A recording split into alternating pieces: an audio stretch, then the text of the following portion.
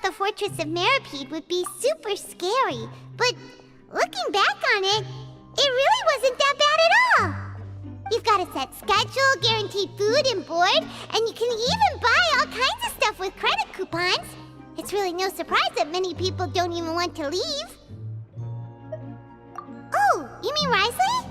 He's definitely a pretty impressive leader. Well, he does look kind of intimidating. He's actually pretty easy to talk to once you've had a conversation or two with him. Paimon wonders how he's like with the people here. Do they also get the same guy we do, or is he a lot harsher with the bad guys? Yeah, he must be doing something right to maintain order here, while not making everything feel super oppressive. Excuse me, did I hear someone there? Could you please do me a favor? Huh? Paimon could have sworn she just heard something. Excuse me, is someone passing by? Could you do me a favor, please?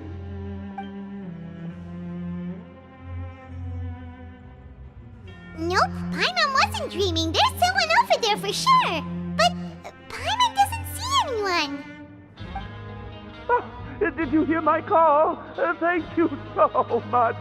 I'm over here, inside this big box. You're inside the box? Oh, no wonder Paimon didn't see anything. Well, come on, Traveler, let's go take a look. Why are you hiding in here anyway? If we hadn't happened to pass by, you could have been stuck for days. It's a bit complicated. Can we not talk about that for now? Whoa, that's terrible. Did someone seriously do that to you? No, it was nothing quite that serious. I'd just like some help finding my hat. Just your hat?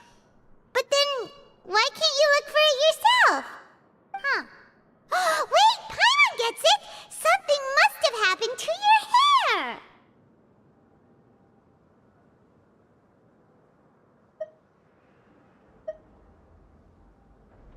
Sorry.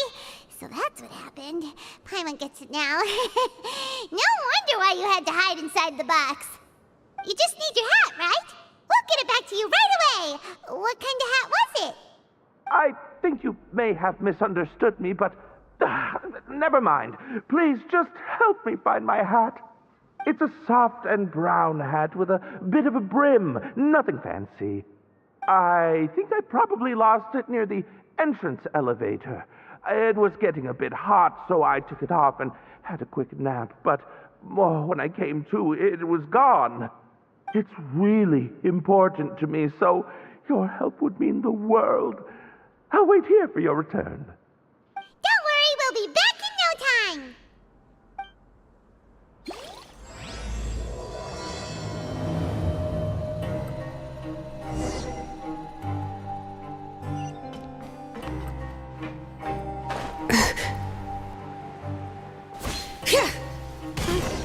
Paimon doesn't see anything here.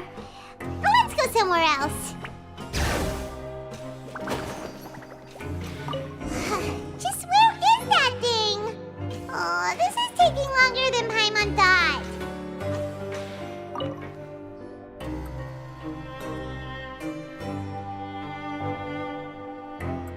Nothing in the water either. Paimon thought it might have gotten blown in. Oh, we've looked everywhere and still not seen anything that looks like a hat.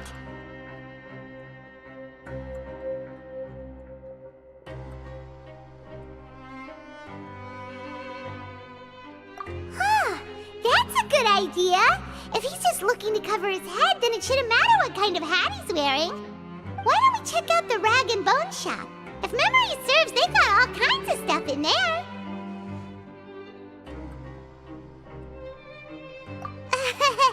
You let Paimon pick out some other stuff too, right? If we're going to the shop anyway. Well, either way, let's go check it out first.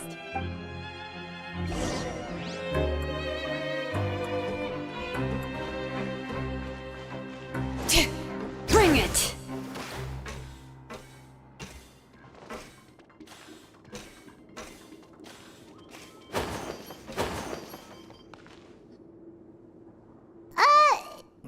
doesn't remember you being the boss. Well, I'm just standing in for Mr. Alvar while he's off restocking the shop. Now, just wait a sec.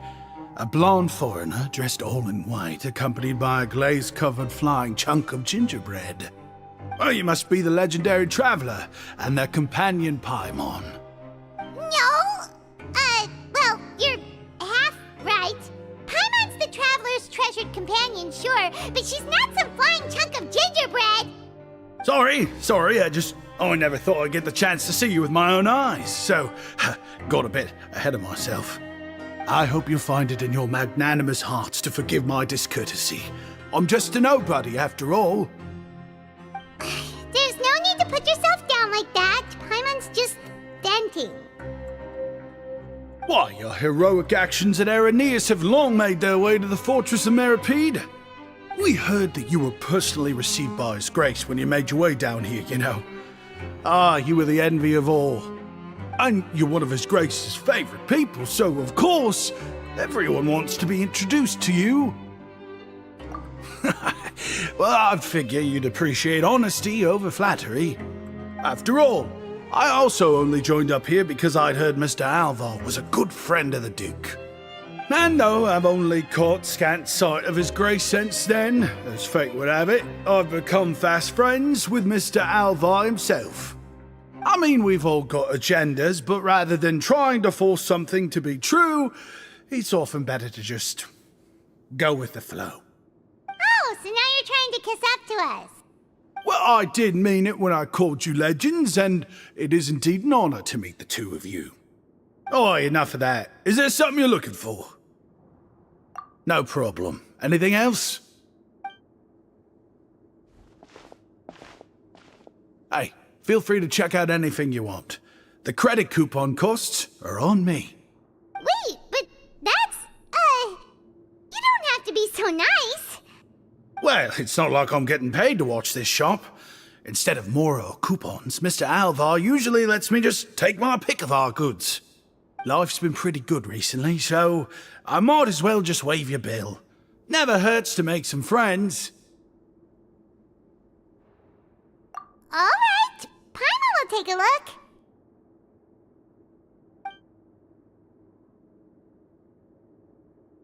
Are you sure you don't want more? These opportunities don't come by every day, you know. It's all right, two will do. It just doesn't feel the same if the owner's offering everything to you for free. But anyway, we don't need to get into that right now. We can discuss Paimonology later. That poor guy must still be waiting for us.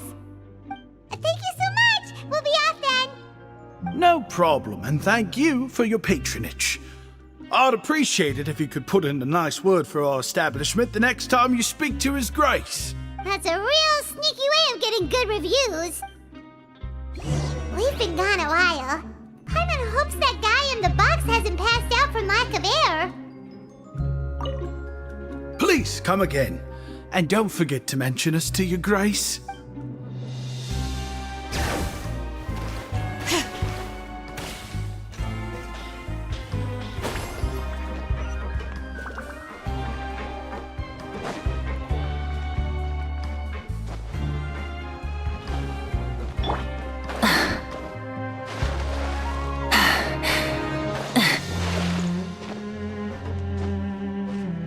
Burn it down! Full throttle! Phew.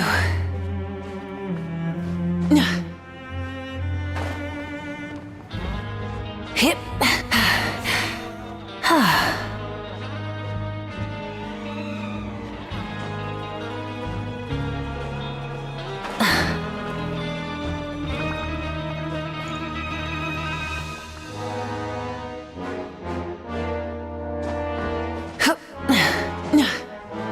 Hip.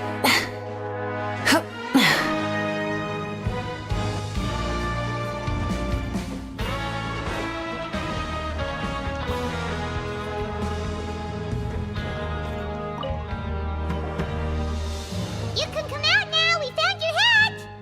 You did? Oh, Archon, you just saved my life. Just one sec.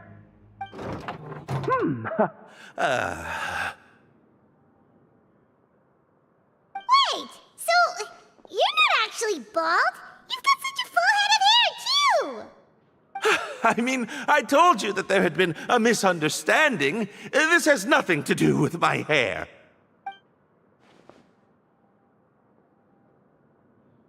Wait, this isn't my hat. Well, we got you a new one. We tried really hard to look for your hat, but no dice.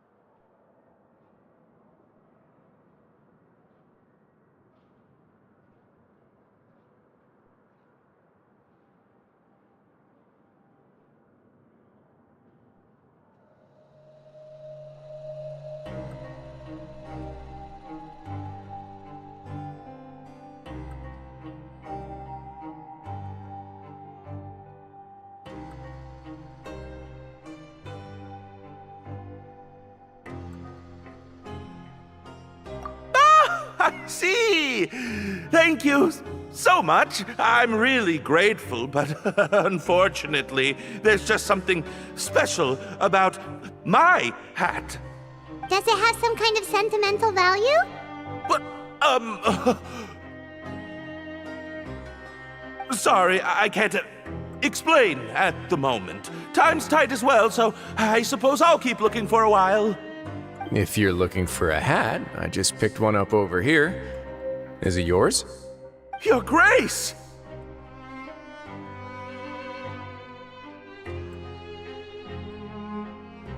Oh, hey, Risley! It's been a while! Well, it's a slow day today, so I decided to go for a little stroll. Even if your workspace isn't cramped, it's still good to get some air. I'll say, I'm not at all surprised to find the two of you here. You never could turn down someone's request for help. It's what good adventurers do, after all. Is that so? Maybe I should consider asking the Adventurers Guild to open a branch here. As I recall, these hats are very important to members of the Beret Society. Best you avoid misplacing it again, You might not have the same luck next time. Understood. Thank you so much, Your Grace. Then I'll be off. I'll get going now. What a strange guy. Why did he care so much about his hat? Oh, and has he done something wrong? When he saw you, it was as if he'd seen a ghost. Oh, not at all. In fact, members of the Beret Society are model prisoners. They work hard and never get into trouble. They've saved me a lot of work, in fact. As for him, I'd guess he's just more of an introvert. It's not unusual for the more shy prisoners to freak out when I show up unannounced. Huh? Shy? There are prisoners who are afraid to talk to people? Prisoners are still people, after all. There are as many crimes and motives as there are stars in the sky. The idea of the criminal as a selfish, heartless brute is just a stereotype. Such labels could never capture the complexity of even a single individual person. What kind of a person a prisoner may be and why they've committed a crime, we'd never know these things if they don't share their story with us. Huh. You've got a point. Anyway, it's all good as long as it makes sense to you. Although most of the societies here will just turn individual brawls into mass ones, the Beret Society does appear to be an exception, and it's instead trying to experiment with some novel and interesting things. If you have some time, why don't we grab something at the Coupon Cafeteria? It'll give us time to catch up too. And if you're still interested in the Berets after that, I can take you to their usual gathering place as well. Paimon's not the biggest fan of that cafeteria, but if we're gonna catch up... All right then, please follow me.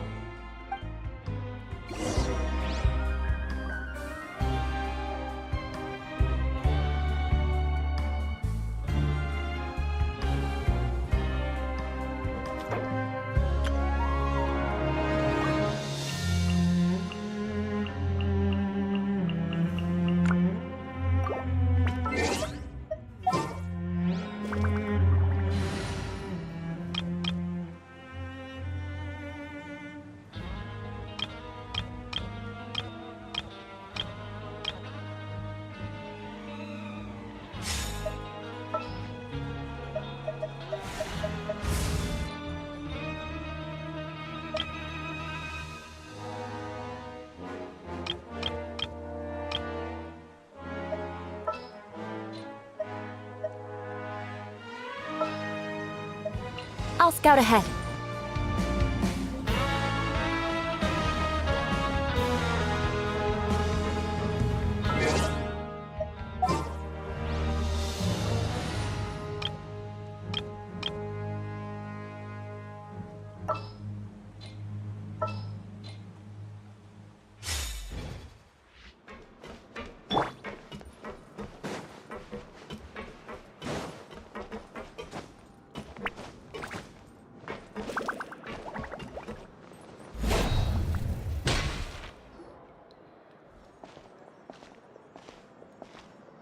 Welcome, Your Grace, and the Traveler.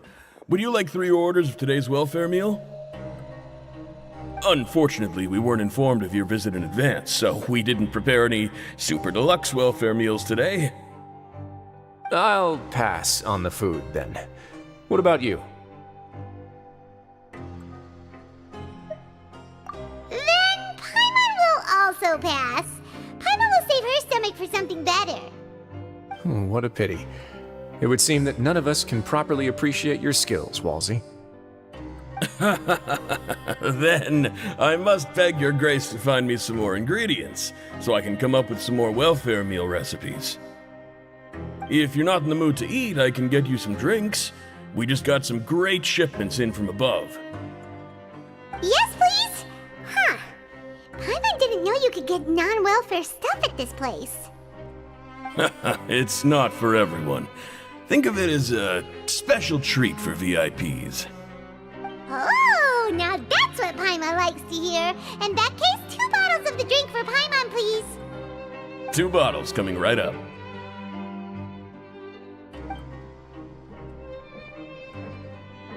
Our first meeting took place on short notice, and we were both swamped by everything that happened after, so there was no time for more casual chit-chat. I'm actually quite fond of stories, you know. Of course, the others have already told me a lot about your deeds in Fontaine, but I'd love to hear it straight from the source. Whoa. That'd be quite the long story.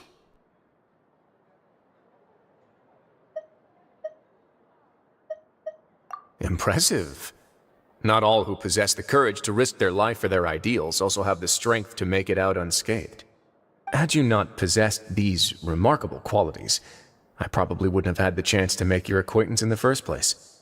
Paimon gets the sense that you're trying to flatter us.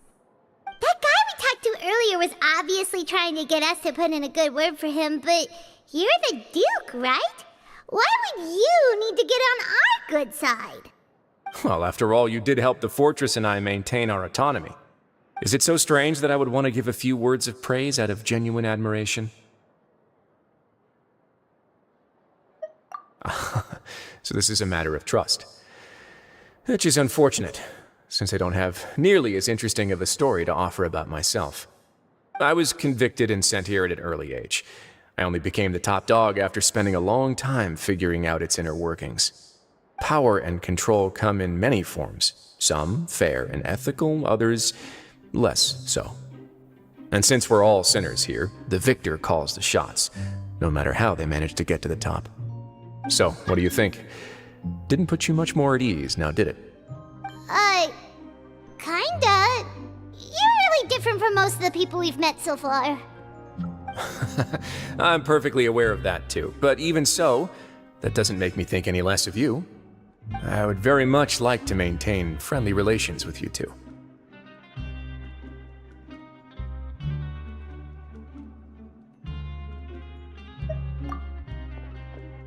Your Grace, after following your instructions, we were able to find a box of undeclared contraband in the latest shipment of cargo.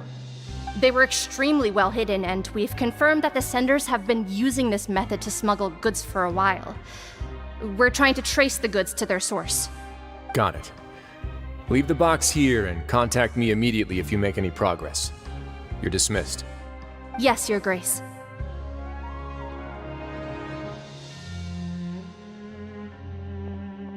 Sorry, I'd almost completely forgotten about this.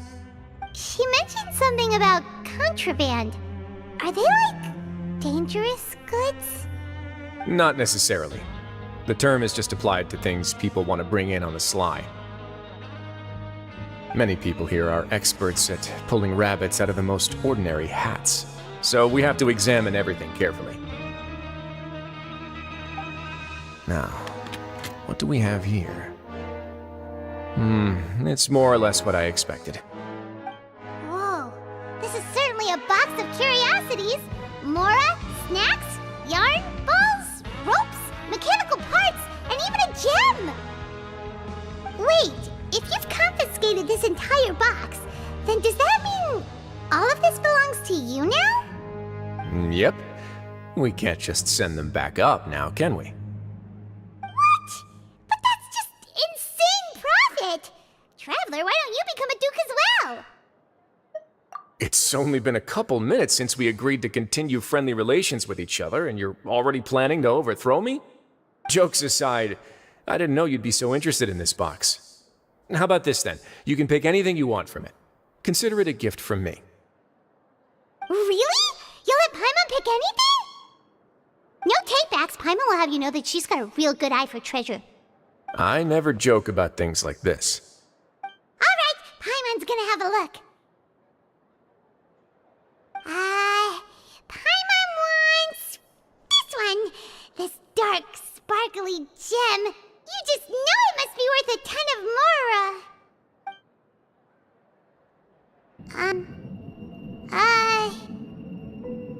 Actually, never mind. Paimon doesn't want this gem anymore. Can Paimon pick something else instead? There's something weird about this gem. Paimon remembered a lot of bad things when she picked it up. Paimon couldn't even tune them out. It's as if the gem was just drawing them out of Paimon's brain. It was super spooky. Is that so? Let me give it a try.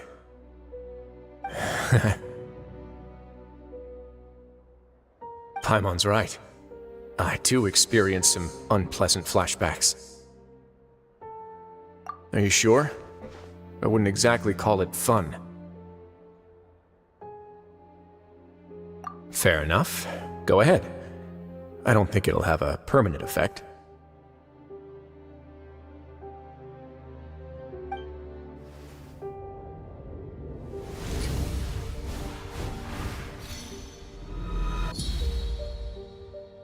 Are you okay, Traveler? You also saw something, right?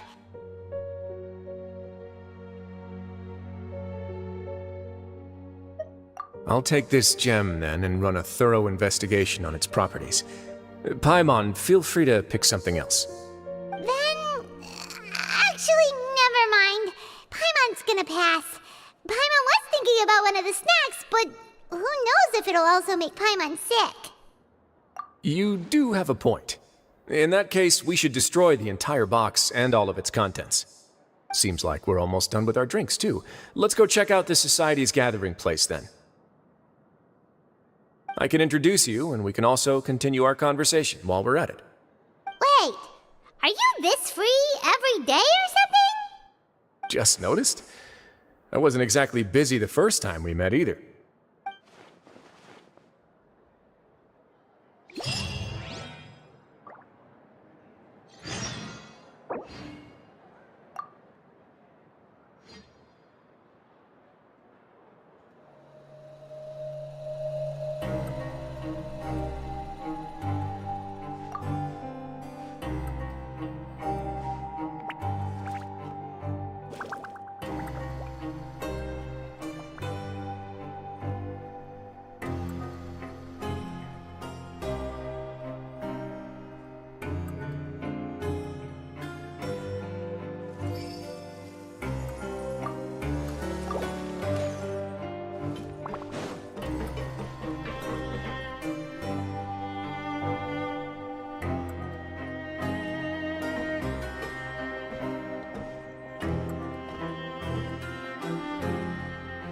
We are honored by your visit, Your Grace.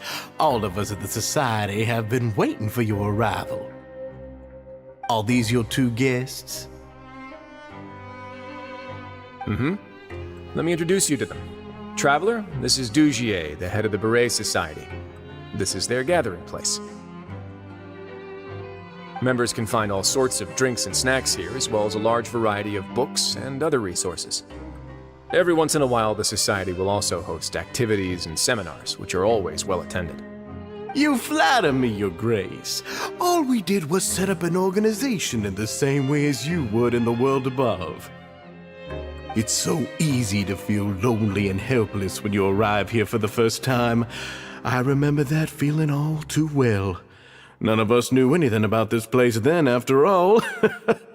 But that's when the thought came to me. If we could help everyone turn over a new leaf, they would no longer have to lead such gloomy existences. Thus, it was with your help that I founded the Beret Society. Oh, so you were also involved with this, Risley? My part in this was minimal. All I did was follow procedure and rubber stamp the application. I'm sure you have a very good sense of what this place is about by now. As you know, not everyone takes their sentence seriously. For some, this is just another place where they can eat, breathe, and sleep. But the Society is a great place for those who wish to turn things around. Exactly right. Here, we keep an eye on each other and remind each other of our goals. Everyone can focus on rehabilitating our mental states and even make many new friends. Our operations are entirely funded by members' donated goods and credit coupons. Same for the things you can see here. Who knew you could find such a place in the Fortress of Mirapede? Oh, right, and what's the deal with the hats? There's nothing deep about it. I just felt like we needed some kind of visible identifier. If our members felt joy and pride from being a part of this group, then the hats would become a point of pride for them as well. And when we're together, we will feel a sense of community from seeing everyone's hats. Optimism, community, hard work, and a desire for a new life. I hope this hat will show everyone everything we have been working towards. In other words, that hat has come to represent something like a model citizen, which also helps them recruit new members. Once again, you are exactly right, Your Grace. That's a part of our goal as well. Let's take a little old seat over here. There's no need for us to stand. I'll ask the members to get us some drinks. Please wait here just one moment. Feel free to look around too if you want to learn more about us. Oh, right. What happened to your slow day, Risley? Seems like I shouldn't underestimate an adventurer's keen sense of observation. I'll bear that in mind the next time I need to do something low-key. Kidding, of course. We're just discussing some small matters. It shouldn't take long. We've also already gone over the organization's vision. Instead of listening to me try to explain some more, maybe it'd be better if you took a look around for yourself.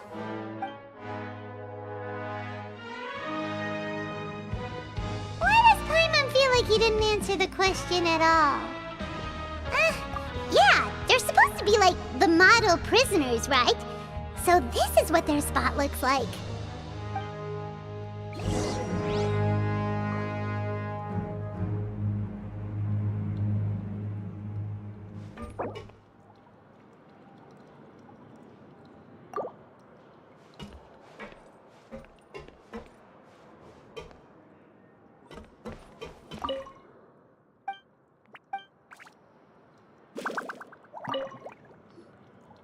Hey, what are you doing over here? Oh, hello. You are guests of the Duke, are you not? I'm organizing the bookshelves. Want to take a look? We've got some classics, as well as a few books that the members published themselves. Yeah, most of them are writing diaries or autobiographies on their time in the organization. Some quit drinking. Some learned to tailor. Some became real good at calligraphy.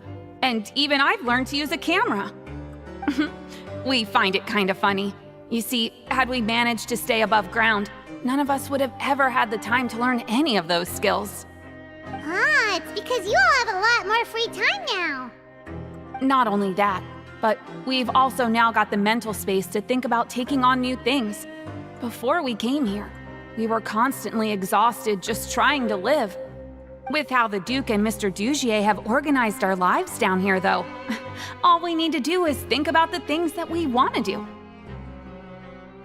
You never know what you may be good at until you give it a try. And while you're here, no matter what you do, you won't get judged for it. After all, there's no need to conform to societal expectations when you're already in jail. So this is something like a safe space. Yeah, that's exactly right. After all, not everyone is good at fighting, or have the physical strength to do hard labor. The society is exactly what some of us need. And that's it. I just finished organizing this shelf as well, so feel free to check it out if you want. Just remember to put the books back after you're done. Don't worry, we will.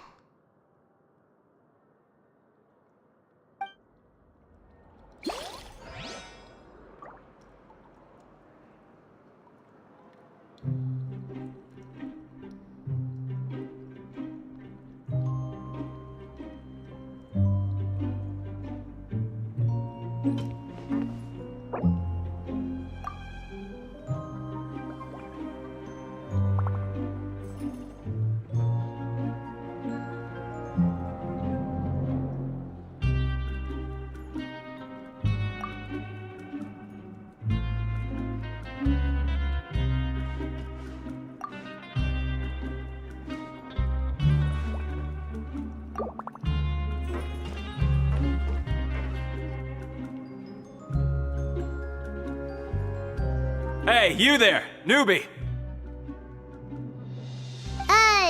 Hello? Are you talking to Paimon? Yep, I'm talking to you. Now, why don't you follow my lead and take a deep breath before letting everything out like this? Ha!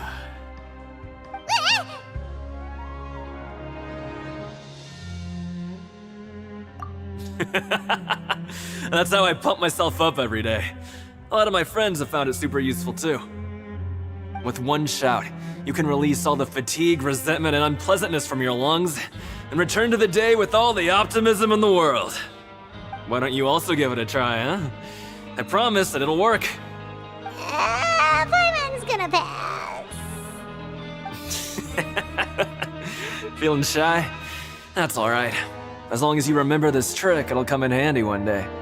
Just remember to take a deep breath and let it all out if you find yourself at your wit's end.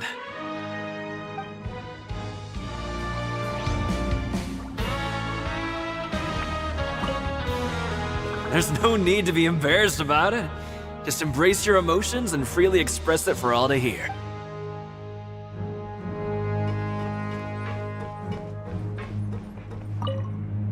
Please check out as many books as you like. Just don't forget to return them to their proper places once you're done.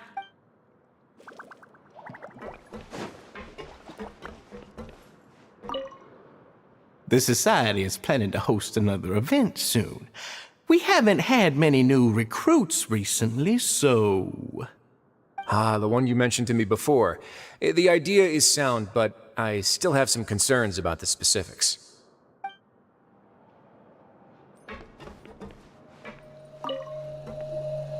Welcome to our gathering place. Is there anything you'd like me to explain to you?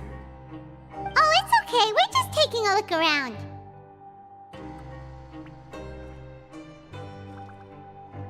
Well, that's not a bad comparison.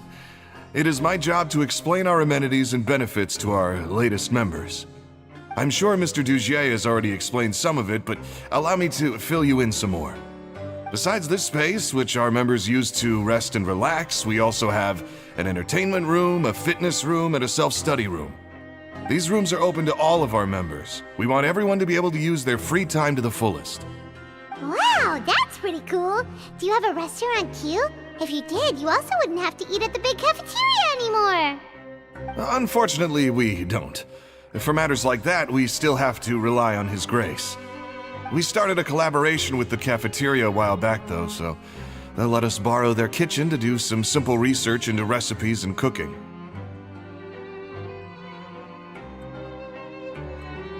Yeah, Paimon can definitely see how it'd be easier to live your life if you had all this support.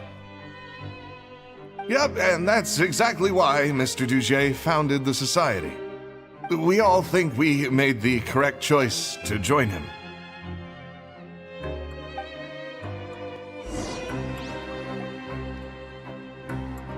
Alright, we've talked to everybody. It sure sounds like they're all pretty happy. That would explain why Risley only had good things to say about this place. Huh. It looks like they're starting to wrap up their conversation as well. Let's go over to them. Of course, Your Grace. I will attend to those matters right away. Okay, then I don't have anything else to add. Oh, you're back. What did you think about this place? Now, note that your opinion will also affect my review of Dugier and the Society as a whole. Wait, I didn't know they were also a part of the evaluation process. It's all right with me, though.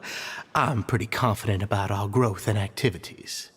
Paimon thinks it's pretty good. Don't think anyone expected you to get a society going here of all places. Yeah, you're right. By themselves, our resources probably don't feel like much. The prisoners here all have very different personalities and psychological needs. Our needs are like violent beasts. If we can't face them properly, they'll grow restless and enraged, causing pain and conflict. But if we can placate them, they lose their fangs, and they can even be converted into fuel for far nobler pursuits. Which is why, in my opinion, learning to reconcile with oneself is the first step on the path to redemption. You've hit the nail on the head, Your Grace. Before I founded the Society, I'd met too many people who could not come to terms with themselves. And I'm sure that a part of your support is rooted in your desire to help those people find their way. And Paimon thought everyone was enjoying life just fine, working and fighting. Of course, that lifestyle is more than enough for some people in the fortress. For others, though, they would just be useless distractions. Speaking of fighting, I'm not sure if you knew this, but even His Grace sometimes fights in the ring. What? You fight in the ring too? Wearing those high-tech boxing gloves of yours? Oh, I almost never need them.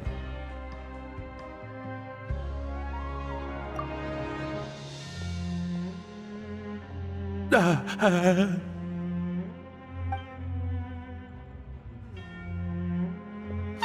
isn't that the guy who lost his hat? Did you come here to relax too?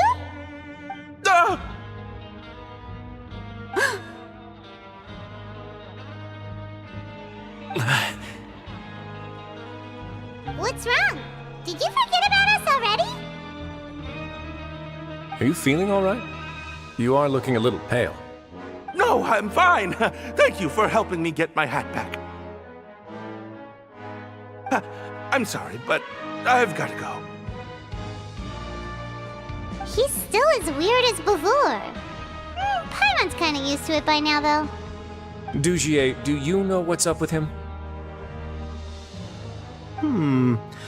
I'm also not too sure about that. As far as I recall, he's always been a little strange, but I'll check up on him later. After all, it's my responsibility as the leader to make sure that no one falls through the cracks. We'll leave him to you then. Where were we before we got sidetracked? Oh, right, about that. You might have thought that I was joking, but in a place like that, everyone will use everything in their power to win. And when emotions run high, things often spiral out of control. That would be when I need to pull out my gloves to maintain order. Sometimes you might need more than just gloves as well. This pair of handcuffs has also come in handy quite a number of times. Oops. Oh, isn't that awful gem? You're still carrying it with you? Yeah, I kept it on me because of its special qualities. It won't affect me as long as I don't let it come into contact with my skin. Go on, you guys. Pick up the item for His Grace, would you?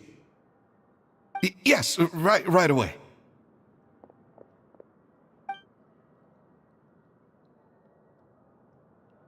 That gem shines with quite the dazzling light.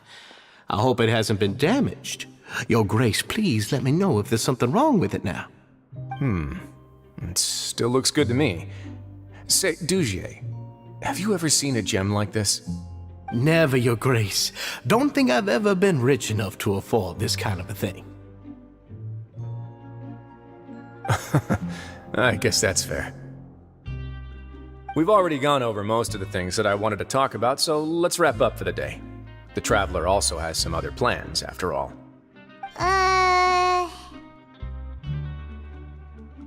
Got it, Your Grace. Take care, everyone. I'll take you to the exit.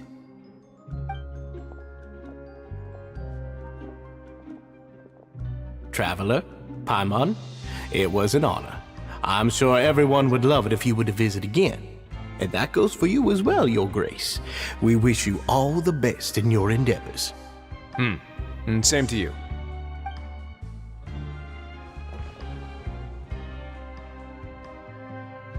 Paimon doesn't think we made any plans for the rest of the day. Why did you lie to him? Well, what's your opinion of the Society now that you've taken a look around their headquarters?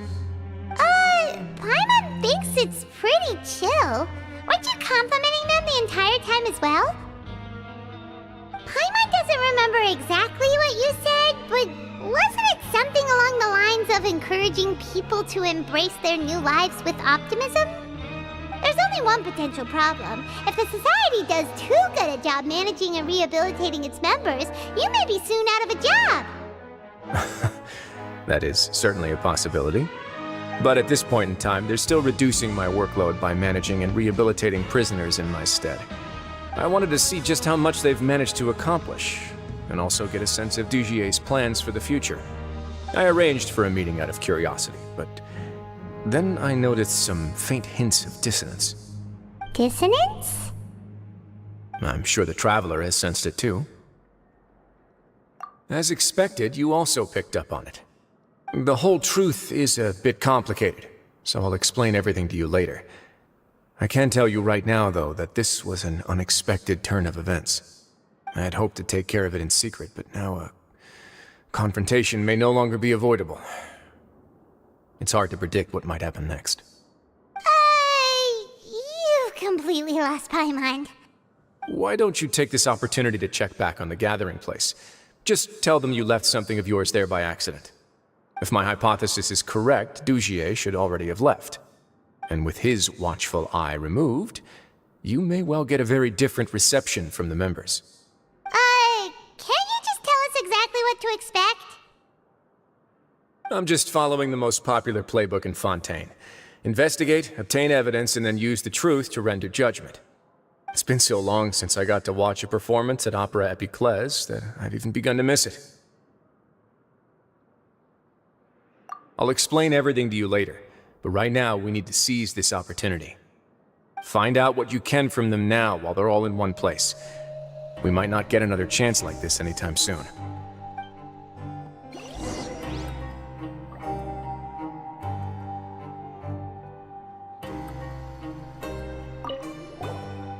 Then what are you gonna do? Good question. What should I do?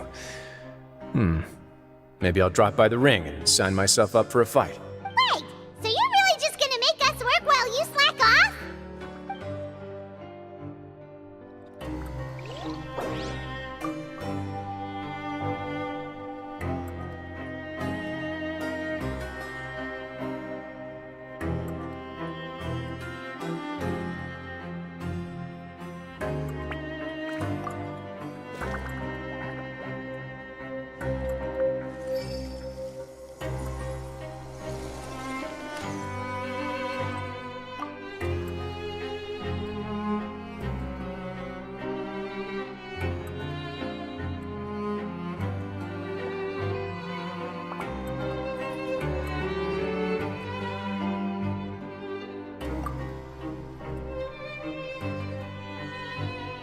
Aristocratic etiquette is all just for show. Just smile. Rev the engines!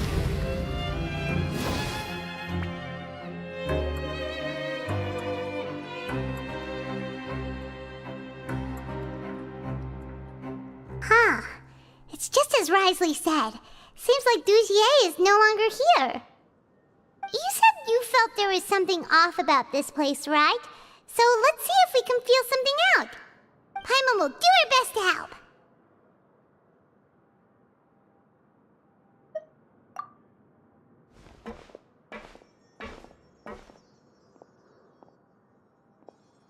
Wait, you guys are... We're really sorry. We just realized that we lost something, and we figured we might have left it here by accident. We'll be on our way as soon as we find it. Oh, okay.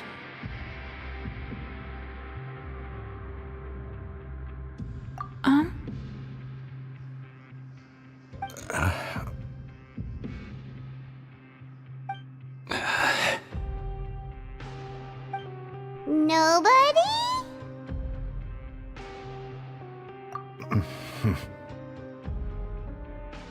It's okay. There's no need to be nervous.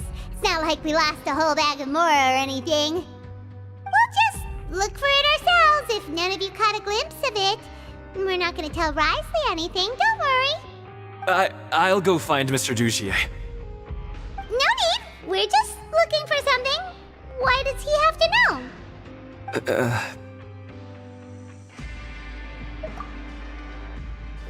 can look around for it, yeah?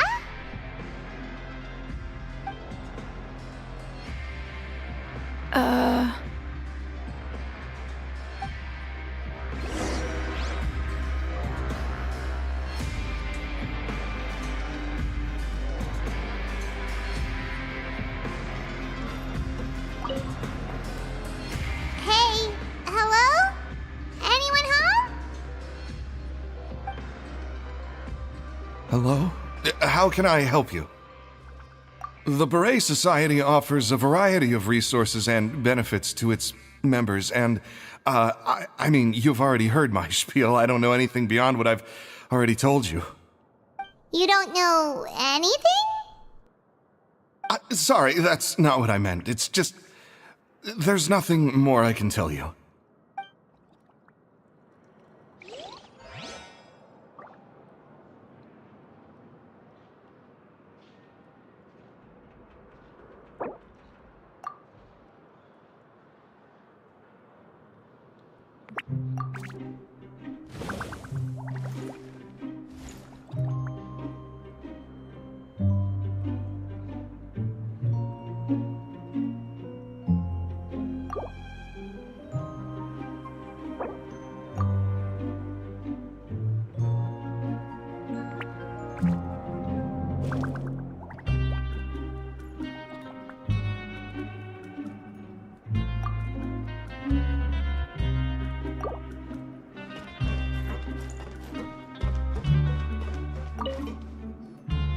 Hey, big guy.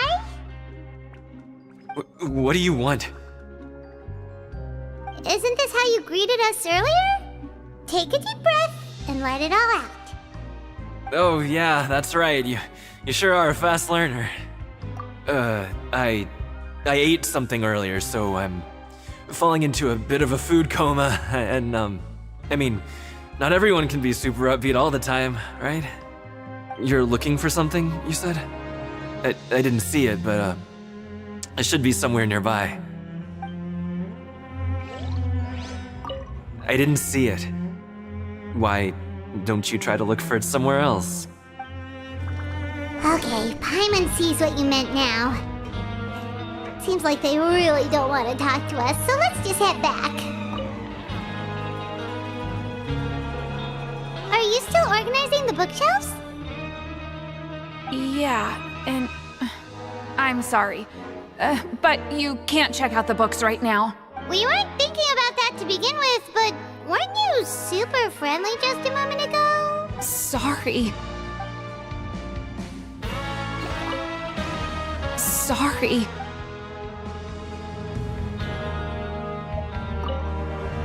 You really can't check them out.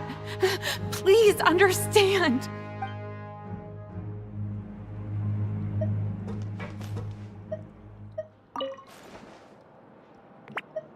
You really can't check them out. Please understand.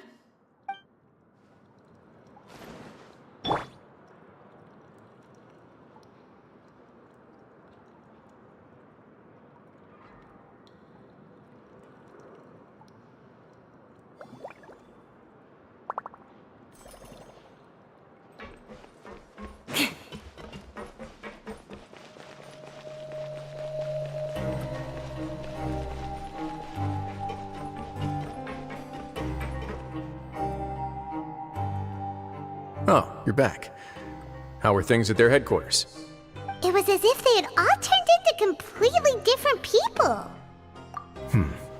That would prove my suspicions.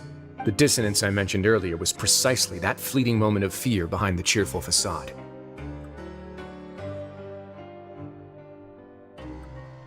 Right. He was acting super scared too when we saw him at the gathering place. Actually, hasn't he just been acting super paranoid since we first met? And that's precisely why I took his hat. Oh, so the one who started it all was... It was you all along! It's because I wanted to figure out what's really going on. I don't believe any of Dugier's talk about unstable mental states.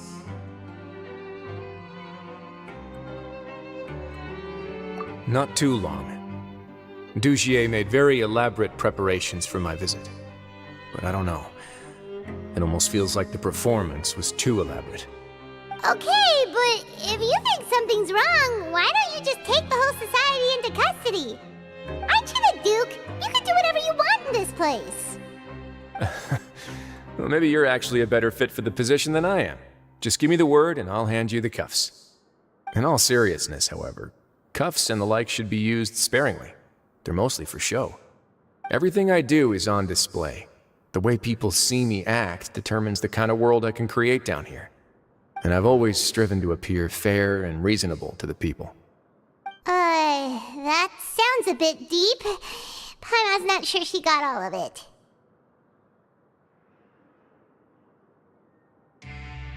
Yeah, you've hit the nail on the head.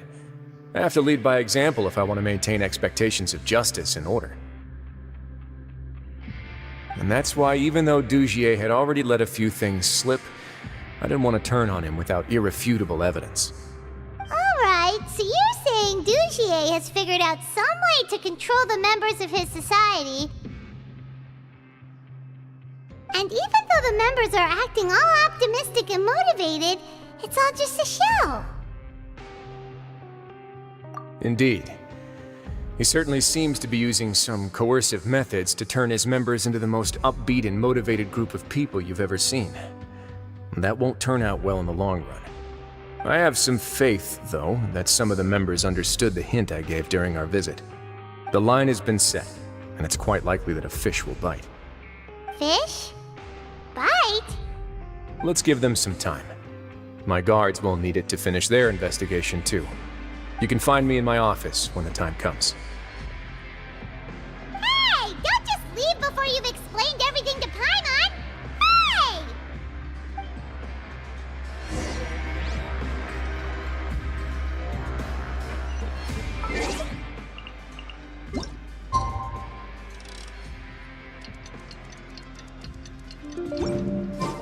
It's finally evening.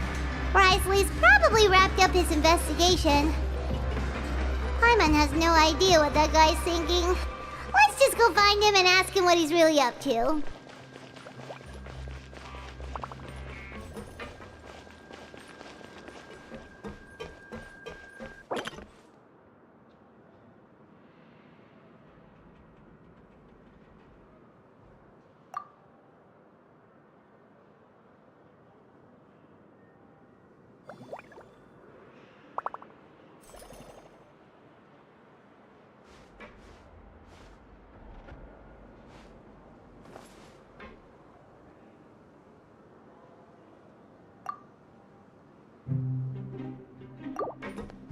More speed.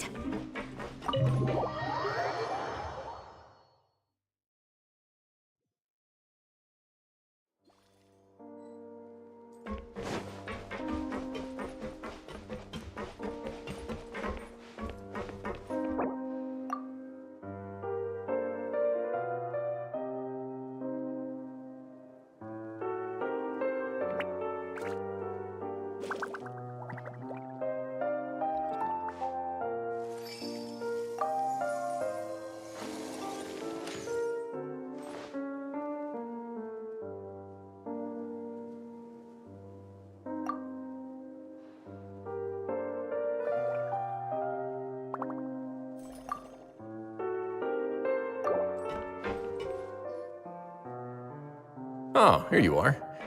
Did you manage to land a lucky pull on the welfare meals tonight?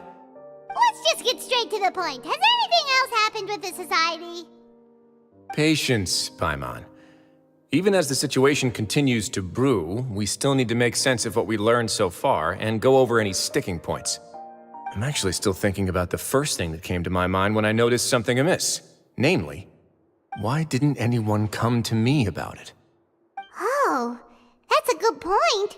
Could whatever they're afraid of be so powerful that even you won't be able to do anything about it? But even if such a thing existed, how could they be so sure without checking with me first? It'd be one thing if it was just one or two people, but it seems like everyone's convinced that I won't be able to help. Which leads me to believe that it's more likely that they think I just wouldn't care to help them.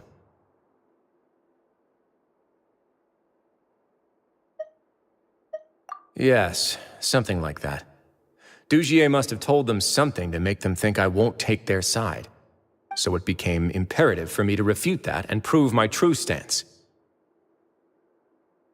Of course, I had originally planned to do this in a more covert way, but I had to improvise when you identified the guy who'd lost his hat with everyone present. There was no way to keep our investigation a secret after that. That makes sense. Wait, then does that mean it was all Paimon's fault? The last thing that guy wanted was for Dugier to find out that he'd lost it. He would have never brought the matter up on his own. But now, not only has Dugier found out that he'd lost his hat, he's also realized that we were the ones who found it. That likely set his internal alarms off all at once. Yes, that's the conclusion I came to as well. It's the only thing that could explain the fear. If we didn't act right then and there, Dugier would probably come up with some other way to hide the truth and we'd be back to square one. So after giving the matter some thought, I tossed that black gem onto the ground. I must say, I was pretty satisfied with the results. Ah, so you did that on purpose? Yes, that's right.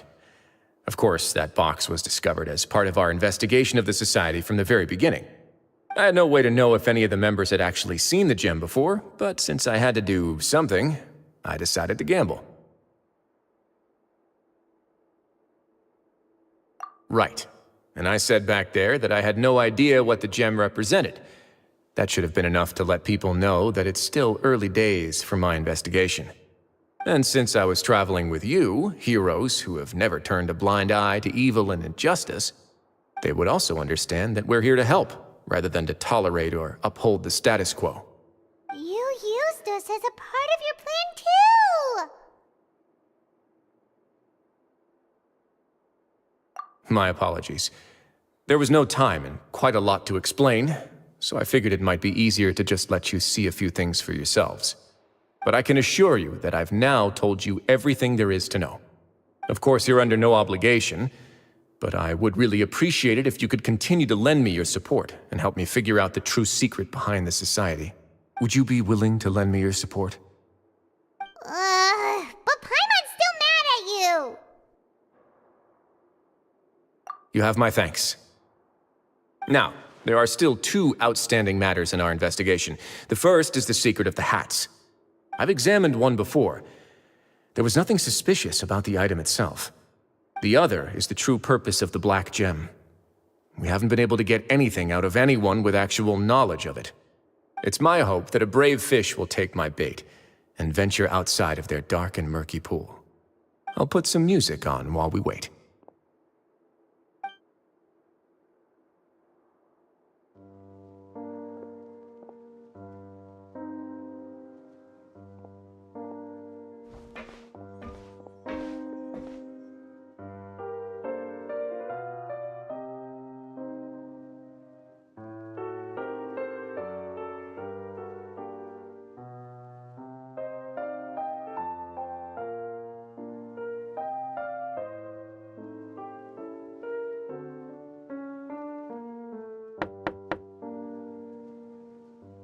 Excuse me, Your Grace, but may I come in? I'm afraid that someone's been following me. Please, do.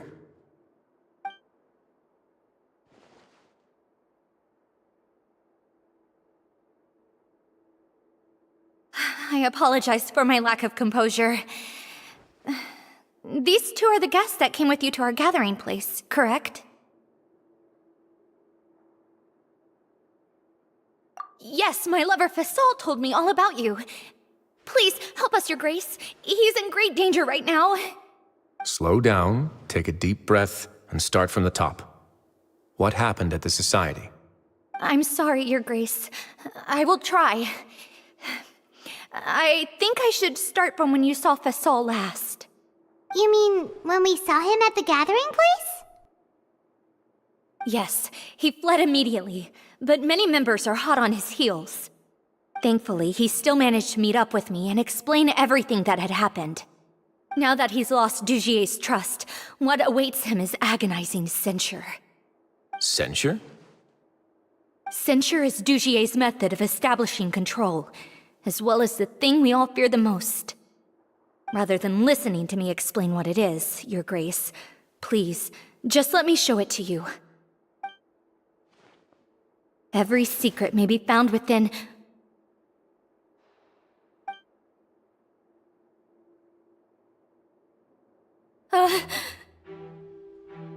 Here you are. I was wondering where you had run off to in such a hurry. Please excuse us, Your Grace. It was never our intention to disturb you like this. You see, Avisa's mental state has been rather unstable ever since she arrived at the fortress.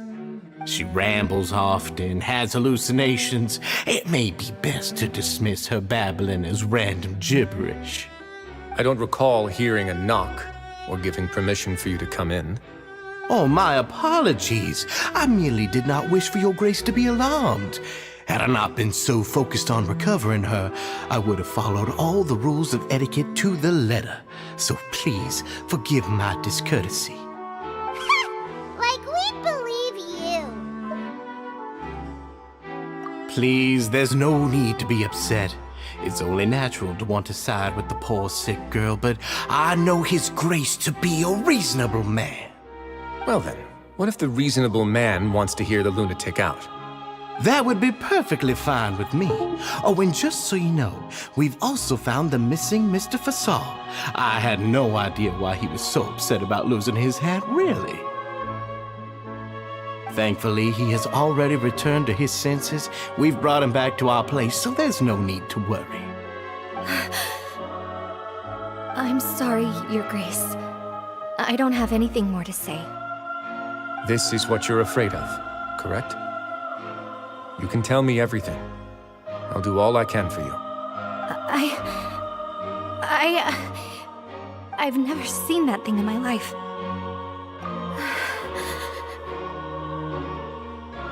Your Grace, I don't think there's anything else she would like to say.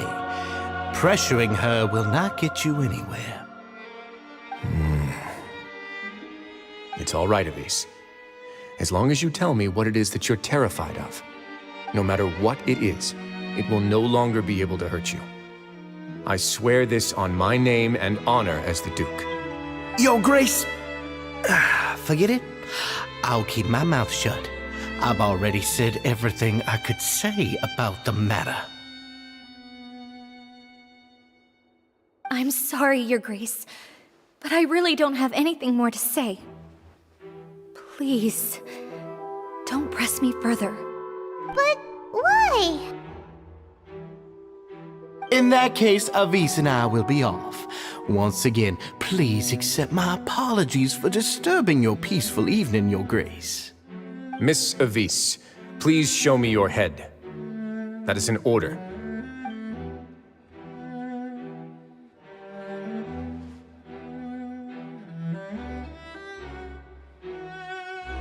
There's nothing there. Your Grace, I know you have long tired of my words, but please believe me when I say you've merely let your worries get to your head. The Society has never caused trouble for you or any of the guards at the fortress. We've spent all of our time working hard and trying to lead better lives. Why are you doing everything in your power to prove our guilt? What's wrong with the current state of affairs? I'll do anything for you, as long as you give me the word. Why are you so intent on getting rid of someone who's been unfalteringly loyal? Your words bore me. You know the consequences if I find you to be lying. Everything that I do for the Fortress of Meripede. But your grace is welcome to visit us any time to confirm the true intent of our activities. All right, Avis. Let's head back.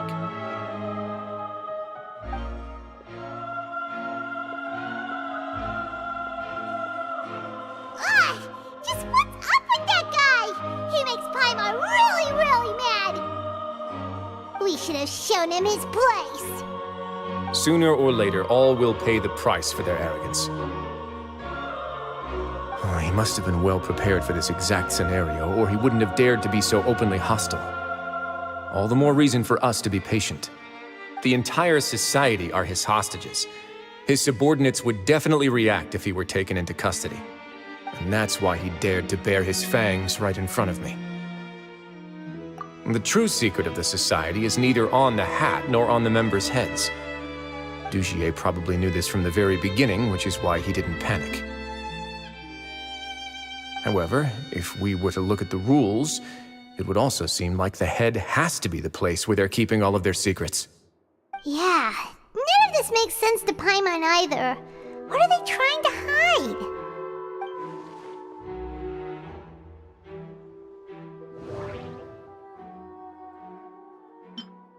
But if there's nothing on her head, why did Avis feel the need to remove her hat? The hats are definitely being used to hide a secret. But there's nothing wrong with the hats themselves. From the way Dugier acted, he must have known from the beginning that we wouldn't be able to find any evidence.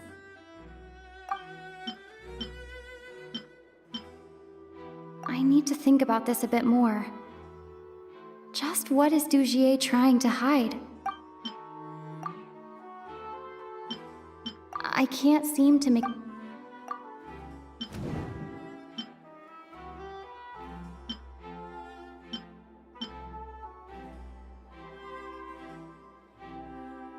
But if there's nothing on her head, why did Avis feel the need to remove her hat? I have an idea, but... Huh? What is it? Tell Paimon about it! You mean this thing?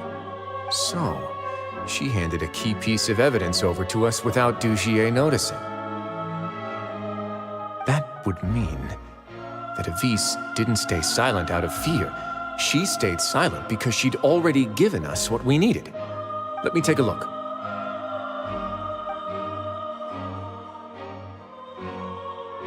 I managed to remove this from the hair clip. It's long, slender, and conical. It's hollow on the inside, and looks something like a cross between a nail and a thorn.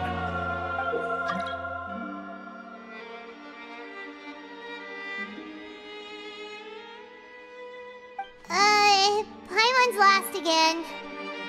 Let's see. What if we do this? Hey, what are you doing? Wait. Some kind of dark liquid is leaking out of the gem.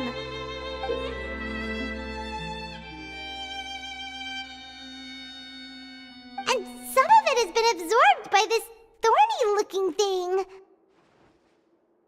You've probably heard before that water is filled with the strongest emotions of humanity.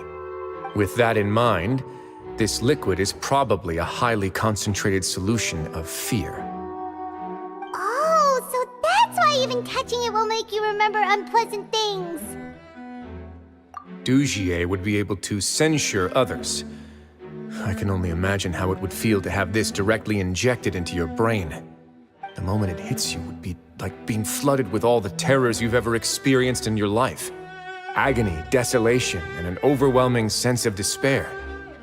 No wonder they're all so terrified of it. So, was the hat meant to cover up their wounds? That might not even be all. Let's go get them right away.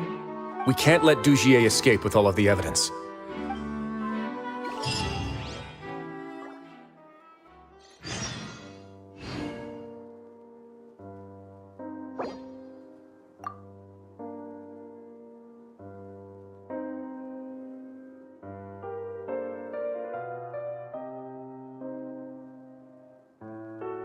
You want to learn some Favonia's blade work?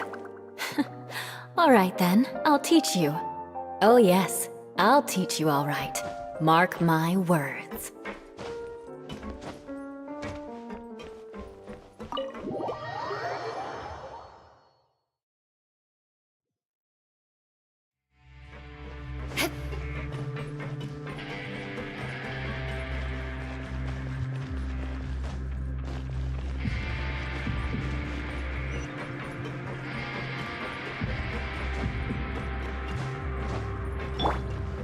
Rise with the sun!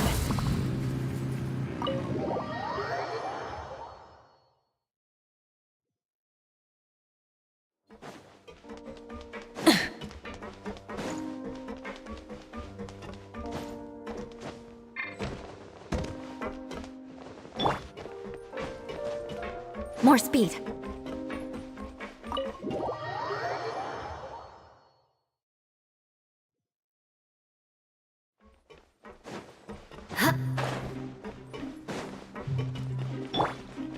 Light it up! Your Grace, we have taken the Society members into custody.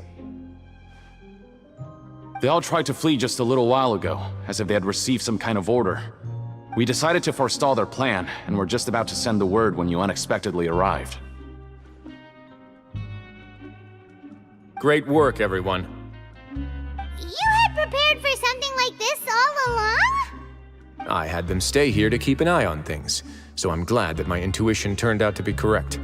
Perform a thorough search of the Society's headquarters and bring all the members to me. Understood, Your Grace.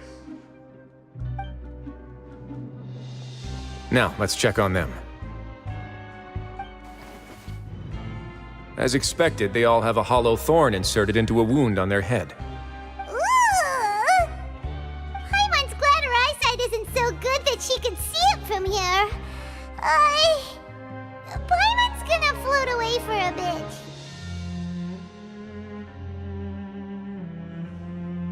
They probably left it there as a lasting reminder of Dugier's censure. These people must have had to endure an unimaginable amount of pain.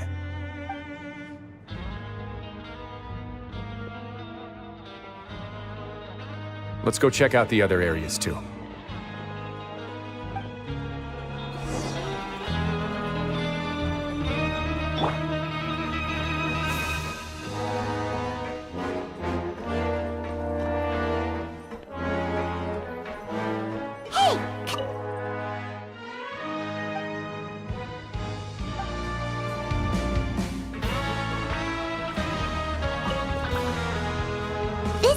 The Paimon found in a box next to the bookshelf. Its contents are exactly the same as this book on the shelf. The colors of the covers are completely different though, and the names of the authors also don't match up.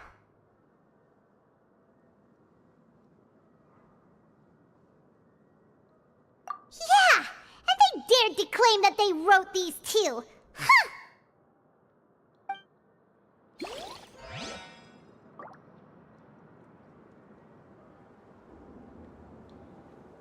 A surveillance port. With this, Dugier would be able to remotely monitor everything that's happening at the gathering place. So even if Dugier's not there in person, he'll still always have eyes on the members. Indeed. It's easy to become lost and confused when you're given no instructions or any kind of script to follow.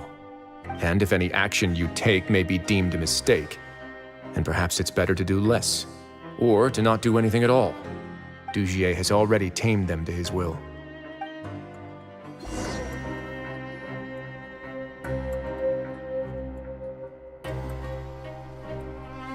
Your Grace!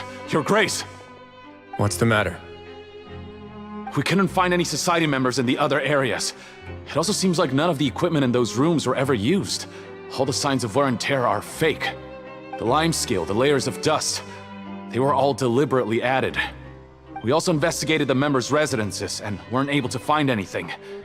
Their neighbors all say that they haven't returned home for ages. Oh. Is that right? They're gone? That could only mean...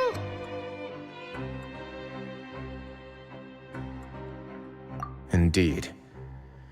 As long as he allowed society members to mingle with others, even with threats of censure, Dugier knew that he couldn't stop all of his members from speaking out.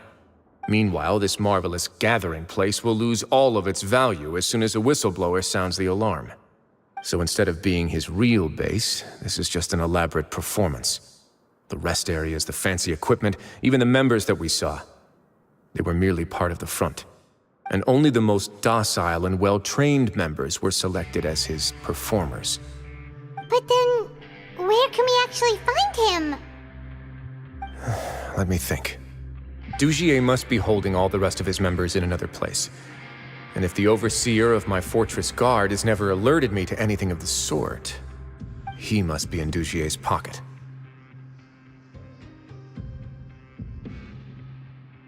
I'm of the same mind. Let's go. You two, follow me.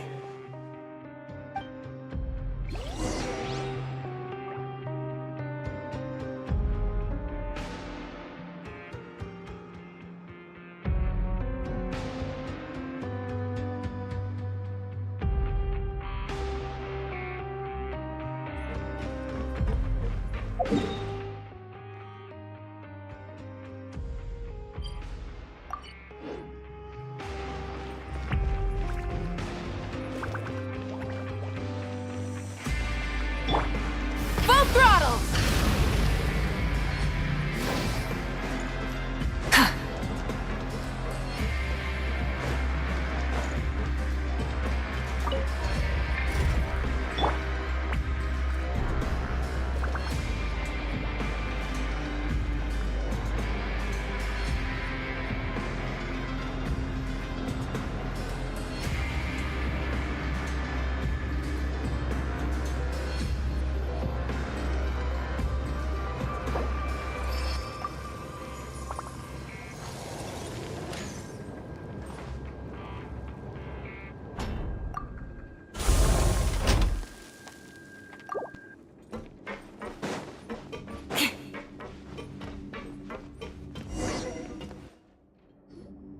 Did that person flee here? That's the most likely scenario to me. He's probably already caught wind of Dugier's declaration of war against me, and has fled to seek his protection. Let's keep heading down. There are some abandoned areas in there. Since he needs space, I'd guess Dugier probably converted them into his headquarters. We should be on the right track. Now we just need to find that turncoat. Let's go. We can take this path. You guys take the other.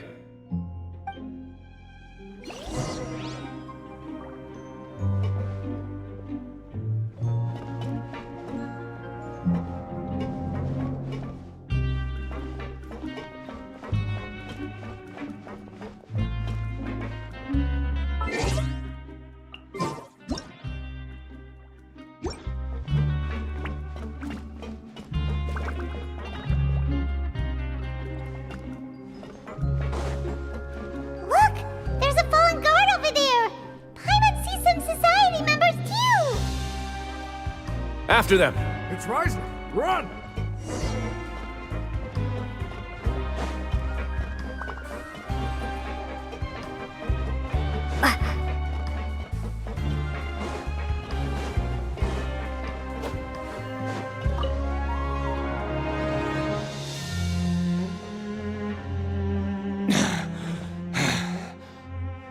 Did Dugier send you?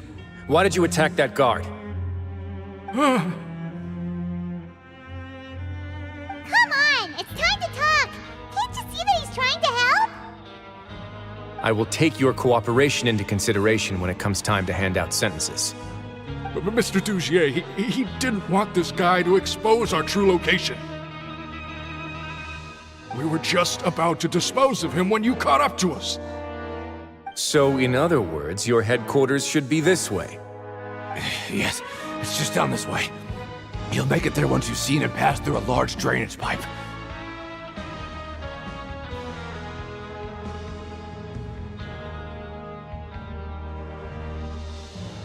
Guards, take them away.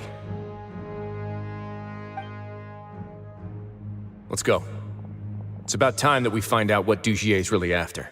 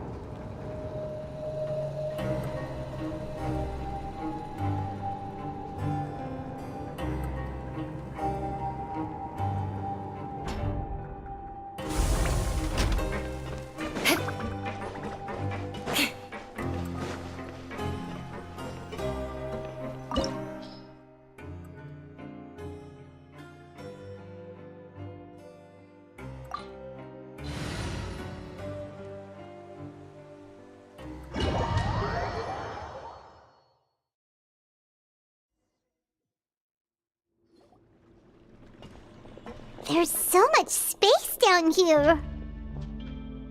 Yeah, these are all former work areas. They've been left abandoned due to a lack of funds. There are usually guards on patrol here. It would seem that all of those guards have been bought as well. Stay sharp. He's got a ton of surprises waiting for us, I'm sure.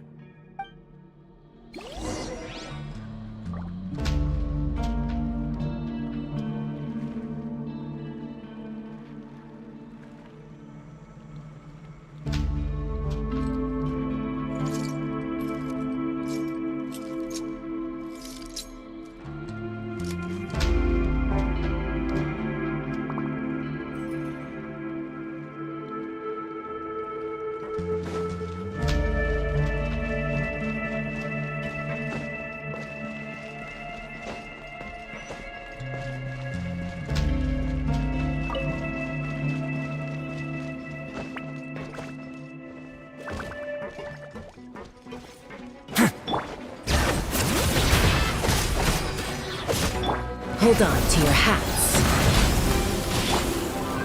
Pyroclastic surge!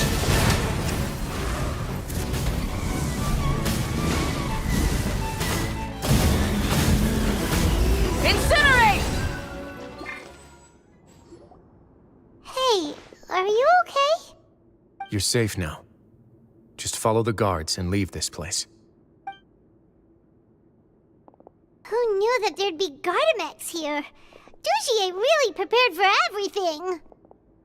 And that would explain the strange decommission requests I received, as well as account for all the Gardamex that had mysteriously gone missing. Seems like he's prepared for an all-out confrontation with me. Hey, what's this? Seems like some kind of handbook. Let me see. Ah, this should be the Society's real rules book. It lists all the rules that they're expected to follow. Members are not permitted to speak to each other or to leave without formal permission. 5 members shall form a group, and the whole group will be punished for any single member's wrongdoings. Anyone who reports a fellow member's misbehavior shall be rewarded with food and water. I see. So it's much as I expected. But that's just cruel and unreasonable. To obtain food and water, prisoners are forced to snitch on others, and in the process cause pain to those around them. To avoid punishment, they learn to stop talking with one another. This leaves the wounds they've already received to fester, however, and so resentment builds until every prisoner has become an island. Finally, isolated and without hope, they accept their fate as Dujier's slaves. Do you remember what happened to Paimon? She rejected all the snacks in the box once she was spooked by that black gem. She's usually all for tasty snacks, but she chose to go against her instincts after a negative experience. Ugh, is that the best example you could come up with? Anyway, Paimon still thinks she made the right decision, and never hurts to be careful. No, your decision was valid. However, it's also valid to interpret that as a decision that you only made under emotional duress.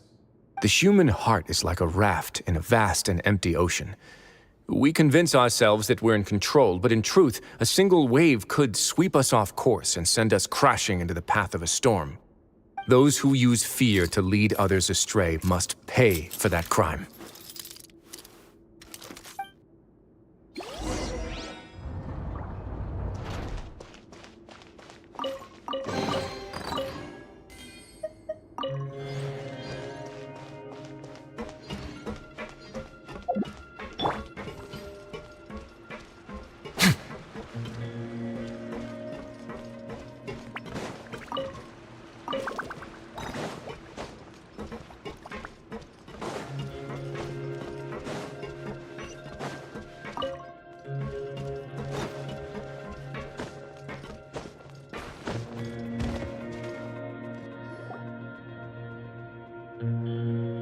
If I'm not mistaken, the space ahead should be the central area of this place, but the door's been locked.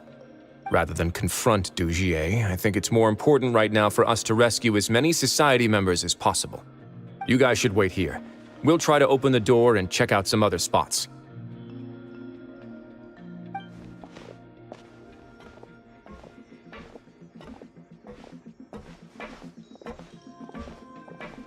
Open the door. Would we have to do something to this mechanism here? Paimon doesn't get it at all. Forget it, Paimon's just gonna do some trial and error.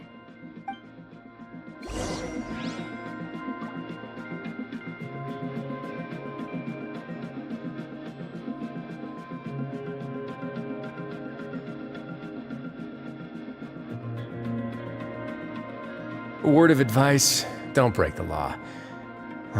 Is there anything else? Yeah, seriously, don't break the law.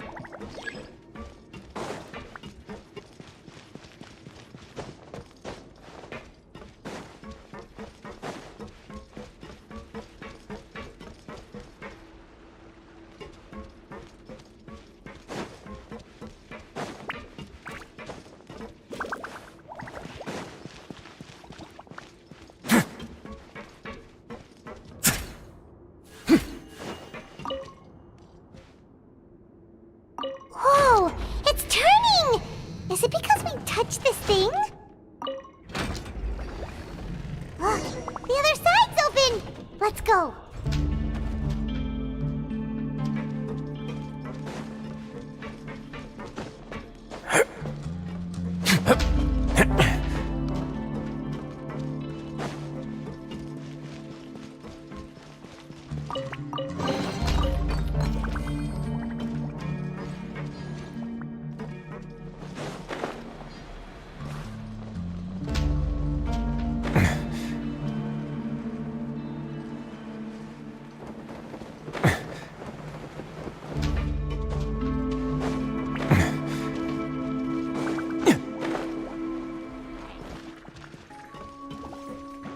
A moment, please. This could get a little chilly.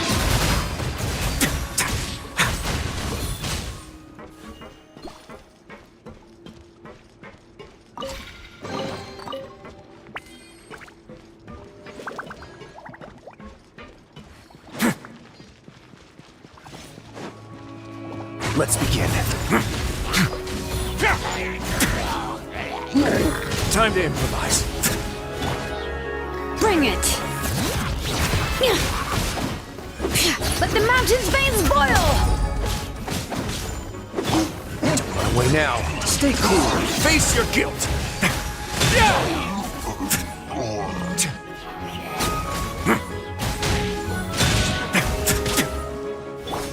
Light up the blazing sun!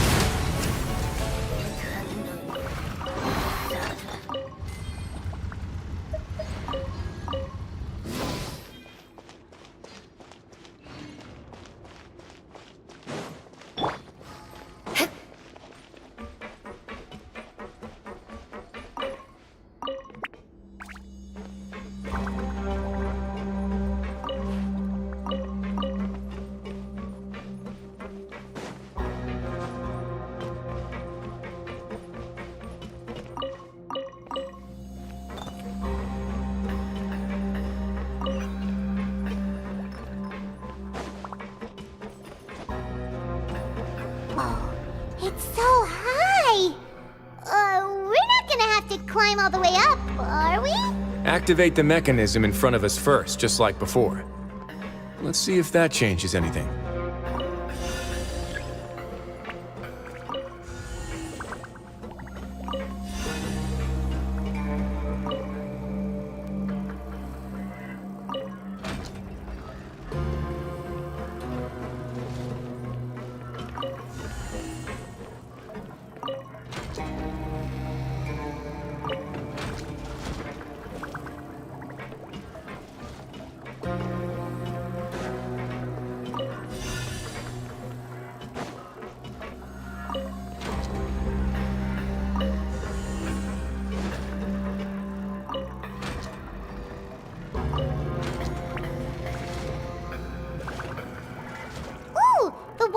has gone way up. So that's how we'll make it to the top.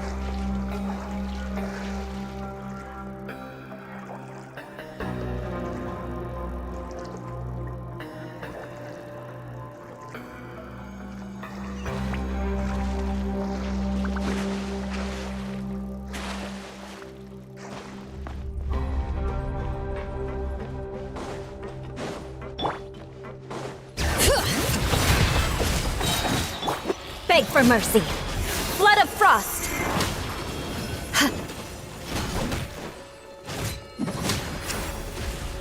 Yeah.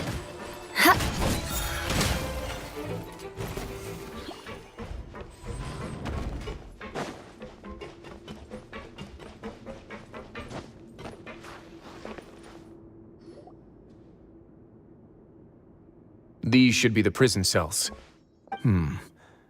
Lots of empty cells in here. Dugier's probably moved them elsewhere already. Let's still rescue the ones who got left behind, though. Every person counts.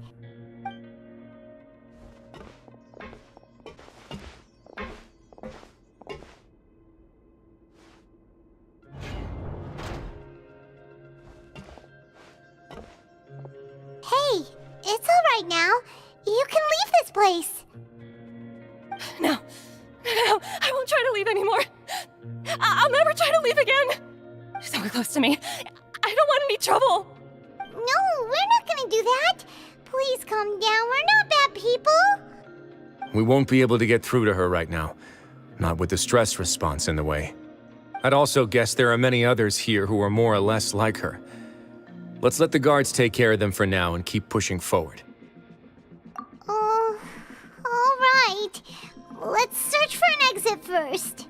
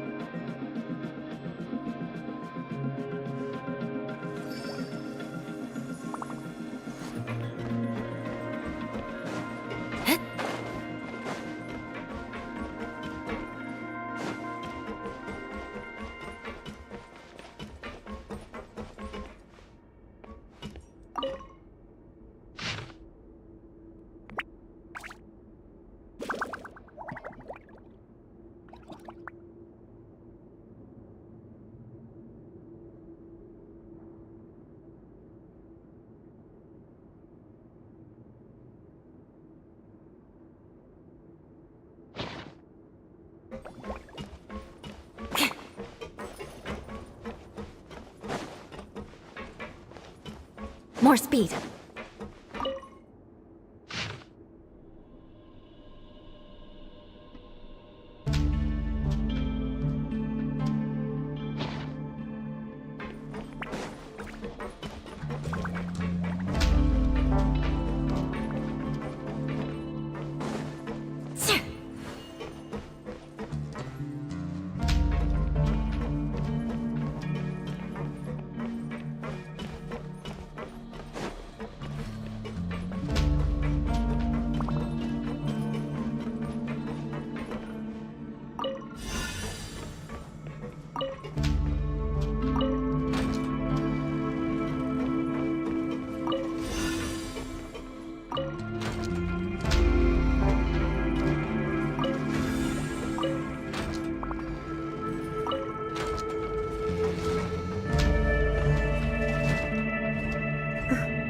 Open. Maybe it's His Grace. I'll go take a look. I leave this area to you. Make sure to bring everyone out safe. Understood. And please take care as well, Your Grace. We'll return here right away and await your orders. Just focus on the tasks you've been given. I already have reliable help over here. Let's go back. We have unfinished business, do we not? That mechanism from the first room. Maybe we'll also need to hold it in place using the same device to open the door that leads to the central area. Don't forget to bring these along.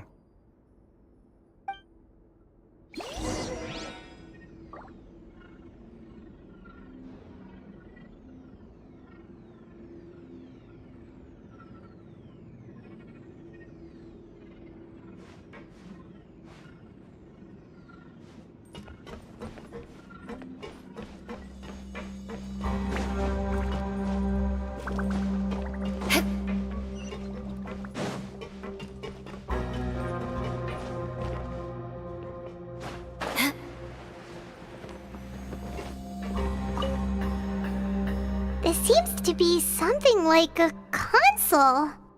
This is a surveillance terminal. The information collected by the surveillance ports we found previously will be sent here. I'm sure Dugier really enjoyed sitting here and making his people dance like puppets on strings. Oh, that makes Paimon even angrier!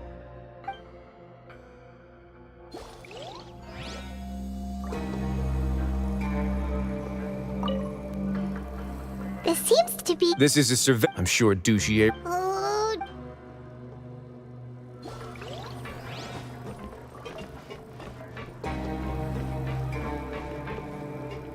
The guards from the Fortress of Meripede have already taken control of this area. You're safe now.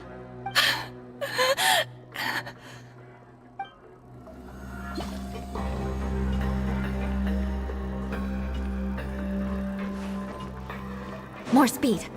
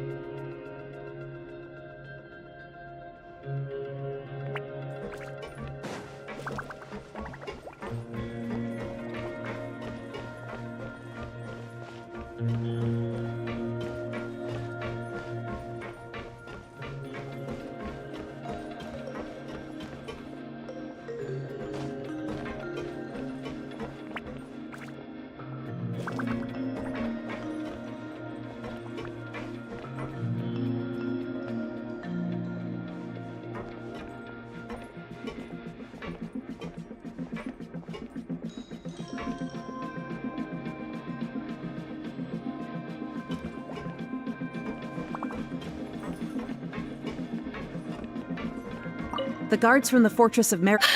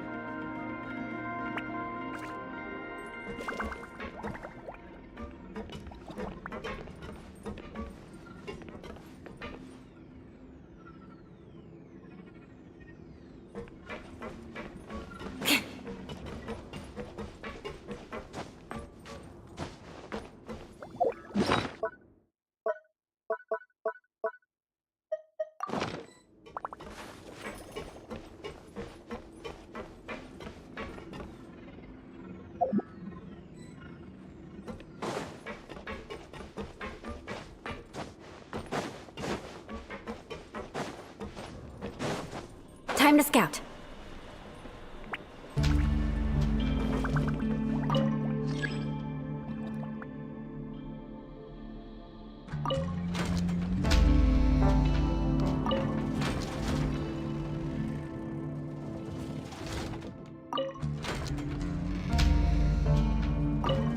Aristocratic etiquette is all just for show. Just smile and nod along. I was forced to learn all of the rules by heart, but even I don't take them that seriously.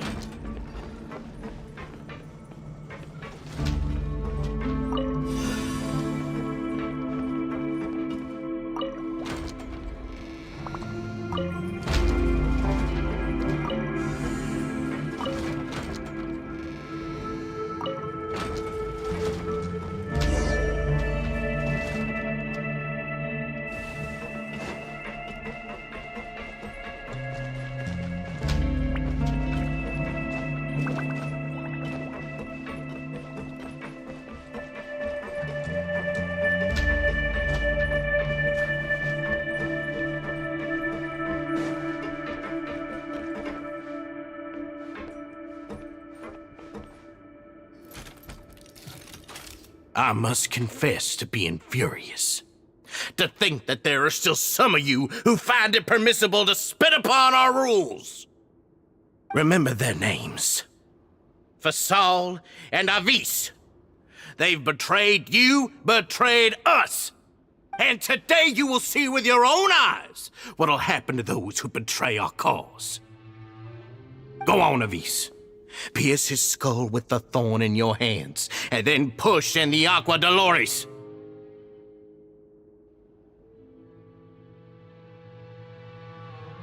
Of course, you will do it one drop at a time. Let it do its magic again, and don't stop until you've pushed all of it in. Thistle, I'm sorry. It's okay. I'll find a way to endure. Oh, shut your wretched mouths! When did I give you permission to speak? My rules are the paramount law of this place. Only more pain will come to those who dare to disobey. That's enough, Dugier. Your rabid screams have been beyond nauseating. Is that His Grace? Oh, Risley. I knew you would come, but I didn't expect you to be so quick.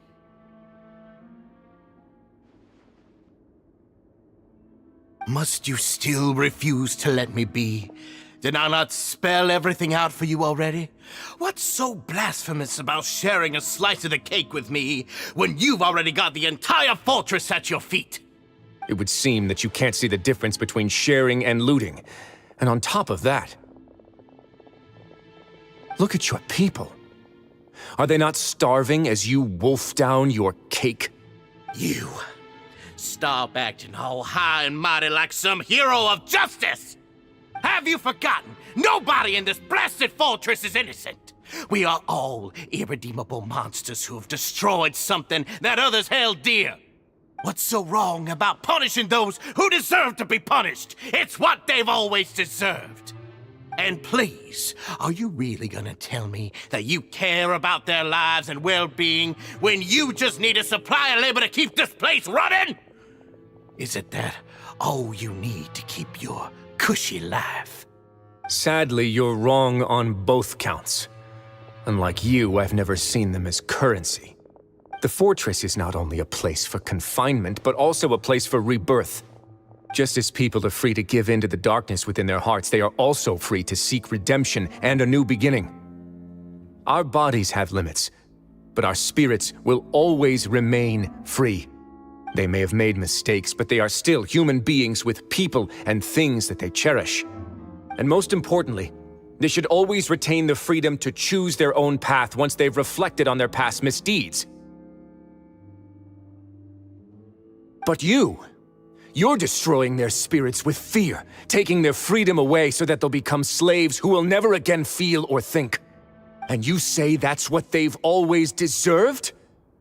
You are nothing compared to them. He's really mad. You think me arrogant, Risley? Well, I think you're too young and naive. You understand nothing of this world. Nobody actually sees this fortress as any kind of just a wonderful place. See it for what it is.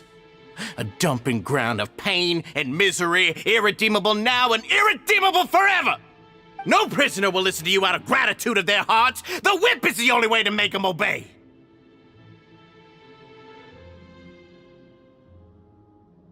Had you been just one step slower, I would have already taken control of all the garden mechs in this place. Your vision gives you strength. But how long will it hold against these powerful constructs? You talk big, but in the end, you know nothing outside of power and control. In that case, let me give you a small taste of what real power looks like.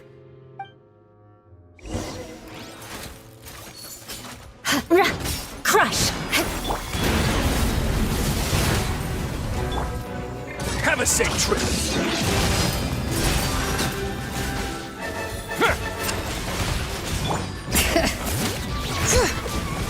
Hear the echoes of the valley! Pyroclastic surge! Huh?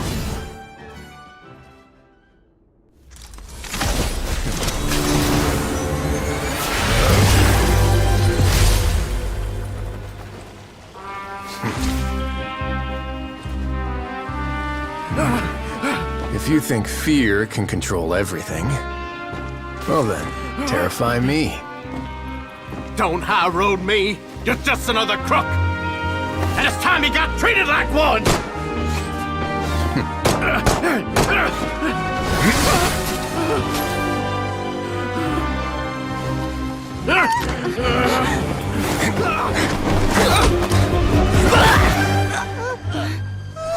What's the matter?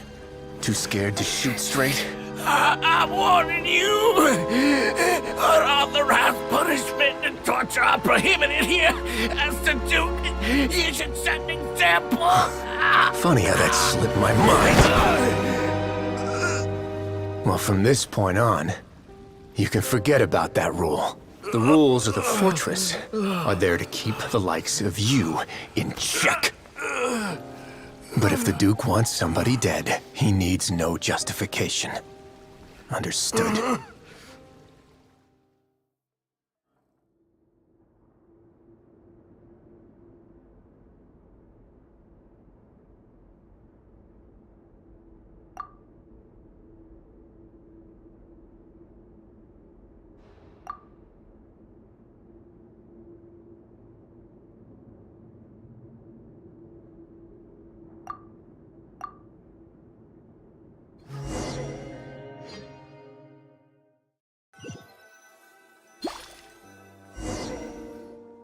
Sorry for taking so long.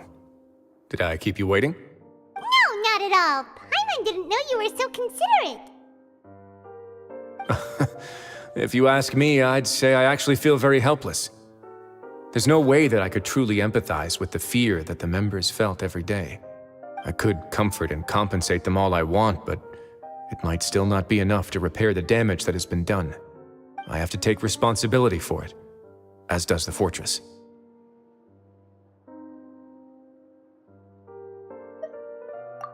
You're right. Besides formal apologies and reprimands, I also probably need to head upstairs to have a talk about how best to manage the guards. So, do you have a plan for how you're gonna deal with him yet? Oh, Dugier? I've already got an idea. For now, I think I'll do nothing. Huh? Why? I think it's a very fitting punishment for him to have to imagine the sorts of punishments that will soon be coming his way. He'll be left in the dark with regards to both the dates and the details of his punishment. Of course, that's not to say that I'll be letting him off scot-free. It's not often that I actually get the chance to be creative with my punishments. I'm going to talk to the members of the society. He'll get a chance to experience everything that he's ever inflicted on them.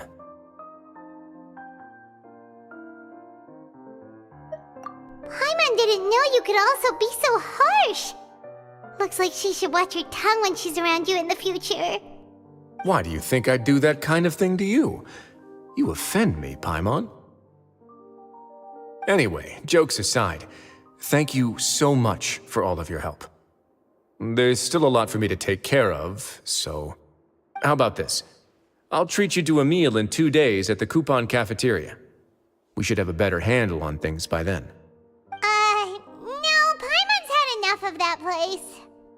Don't worry, it won't be the same old welfare meal. I'll make the necessary arrangements. Oh, then you've got yourself a deal.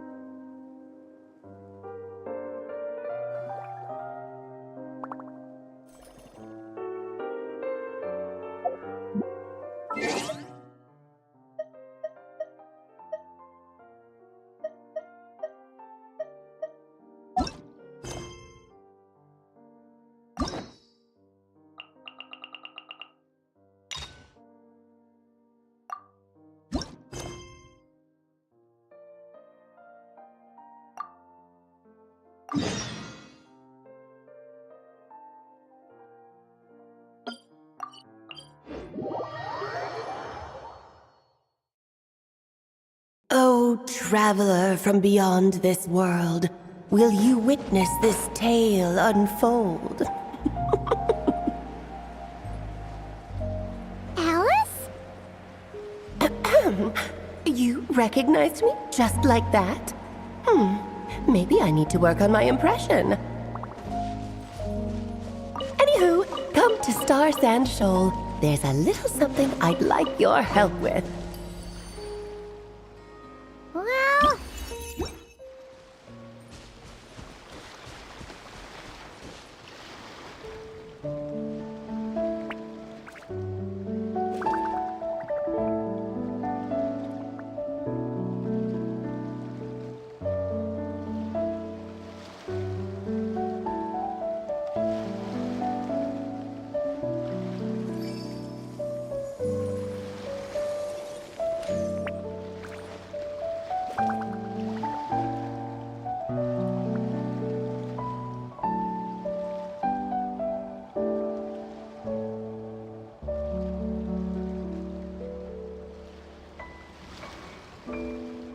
You want to learn some Favonia's blade work?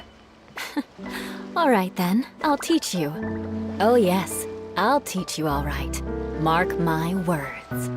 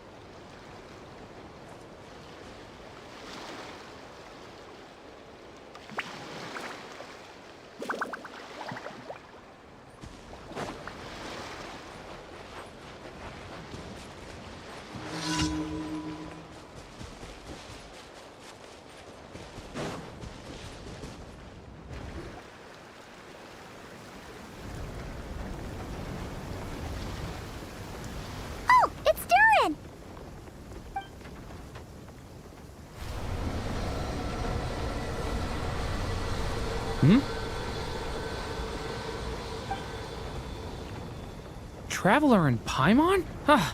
I'm sorry. I hope I didn't scare you. Oh, no, you didn't scare us. Just gave us a little surprise. Looks like you've gotten even more powerful now. I don't know. It just feels like it's gotten harder to control. I didn't mean to strike so hard. I'm so relieved you didn't get hurt. It's all good. We've had worse. Ah, no, don't worry about that. It's been very stable ever since I got this body. Albedo made sure of that. What you saw just now is something that only started happening recently. Maybe I'm still acclimating or something. I'm sure it'll clear up over time. Anyway, what brings you here? Did you need something? Well...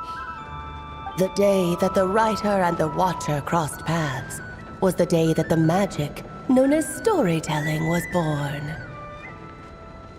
So, she asked us to come. Miss Alice? Oh, you too? I guess I really do need to work on my impression. Well, never mind that. It's been too long, Mini Durin. And please, that's Aunt Alice to you. I have brought you and the Traveler together here for a very important purpose.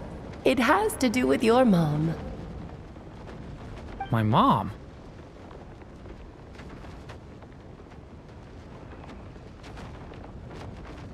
Indeed, fairy tale author extraordinaire, Anya Marie Andersdottir. See, I knew this would be right up your alley. Now then, if you'll open the book, I will begin narrating.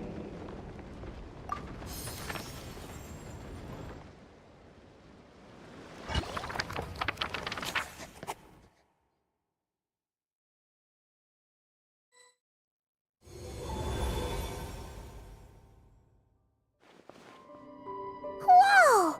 What is this place? It reminds Paimon of Simulanka. The two are indeed similar. Both worlds were built using the same magic, after all.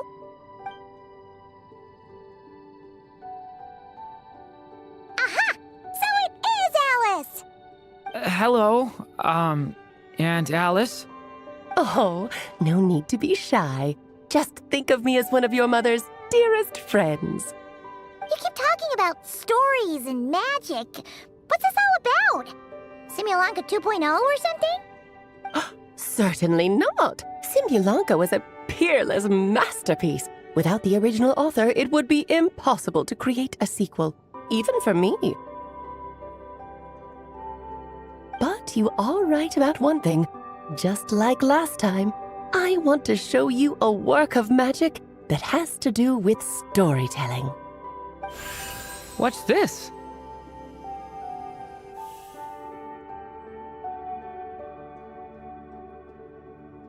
This is your mother's dying wish. My mother's dying wish was a book? Let me answer that with a question. What do you suppose would be a writer's greatest regret?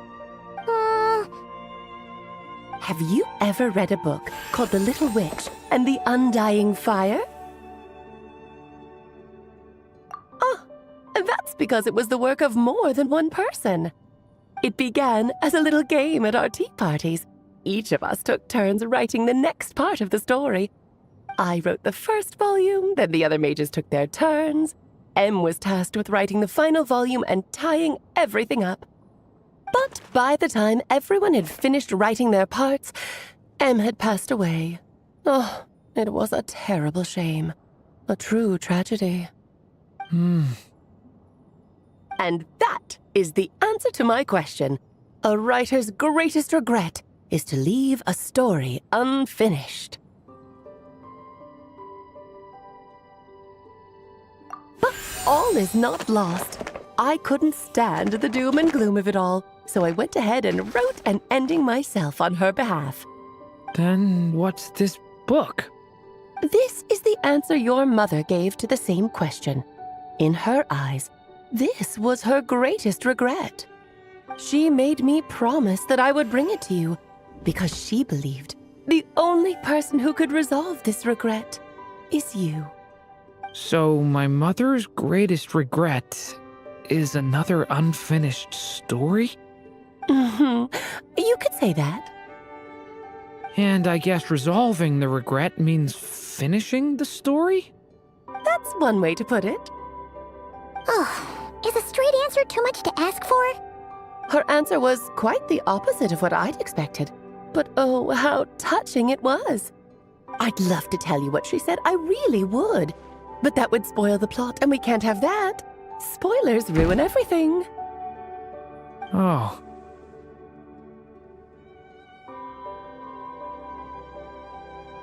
Just think of this task as giving a story a much-needed ending. All I ask is that you do your best. I understand. But I only just started learning human script, and I don't have any writing experience at all. Relax. Why else do you think your dear aunt went and found you two such wonderful helpers? With their experience, you'll have so many story ideas you won't know what to do with them. So Don't be shy to ask lots of questions.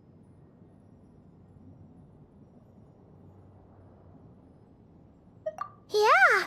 If it's to help Durin fulfill his mother's dying wish, then we're in. Aunt Alice, could I ask, what kind of story was my mother hoping to write? I had a feeling this might come up, but that answer isn't mine to give. You'll have to find it yourself, here inside this book. Don't worry. We'll help you come up with loads of ideas. Yeah, let's find a nice spot where we can settle in and read through this thing. We could even get some snacks, too. Oh, the actual process might not be quite the walk in the park you're imagining, Paimon. Why's that? Because when Em created this book, she borrowed my magic. In other words, it's not a book you can just pick up and read. It's a magical book. Its chapters are scattered through memories of the past. Gather them all, and the book will show you its secrets. So, where are we supposed to find these memories? Em left a trail of clues for each unfinished chapter. Follow the hints, and you'll find them. Oh, and when it comes to adding to the story yourselves, you'll need to use this. And this is? This, my dear little Paimon, is the ink Em left behind. Infused with a little of my own magic, of course. If you're planning on writing something inside the book, you'll need it. It's extremely precious, so be sure to use it sparingly. This is all that's left. So we need to search for the memories and keep an eye on how much ink we're using. It just had to be a wild goose chase, didn't it? Perhaps it's just another form of storytelling. Em was ever so creative when it came to things like that. Just think of it as a little challenge your mom left behind. Who knows? There could even be a mysterious prize at the end of it all. I don't care about that. This was my mother's dying wish. Whatever it takes, I'll find a way.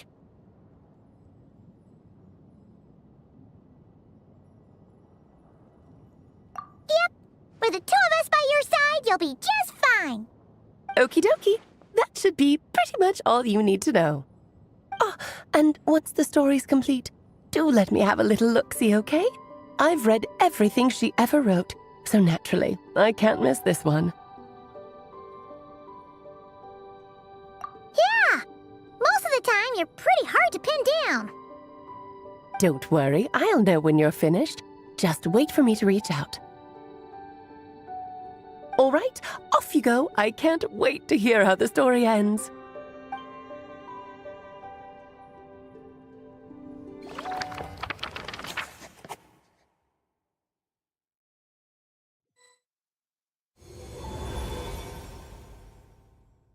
Oh, here we are again.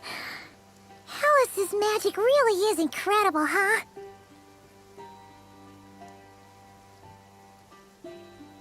Right. Alice mentioned we should be on the lookout for clues. Huh? A corner of repose for countless tales, watched over by the honor of knights. A place for stories to sleep, perchance to dream of ancient cities and the epics of ages past. There, a witch once spent a sleepless night, and all to bring forth a story yet untold. Find the place I speak of, for it is where the seeds of this story lie. Was that a riddle? Where do you think this mysterious place could be? Hey, you might actually be onto something. Guess that means we need to head back to Mondstadt? I had a feeling that's where we would be headed. After all, it's where my mother was from, and I bet it's where she wrote this story, too. Yeah, that makes sense. Still, I feel bad about dragging the two of you along on such a long journey.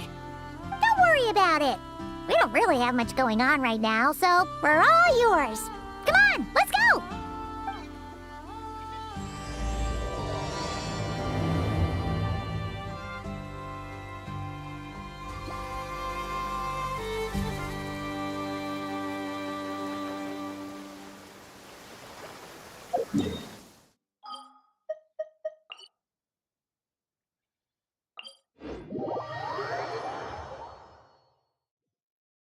Visibility is excellent.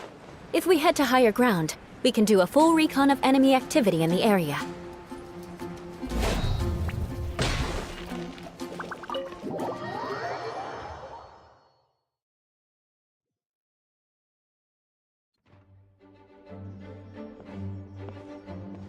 Whoa! This is way too many books!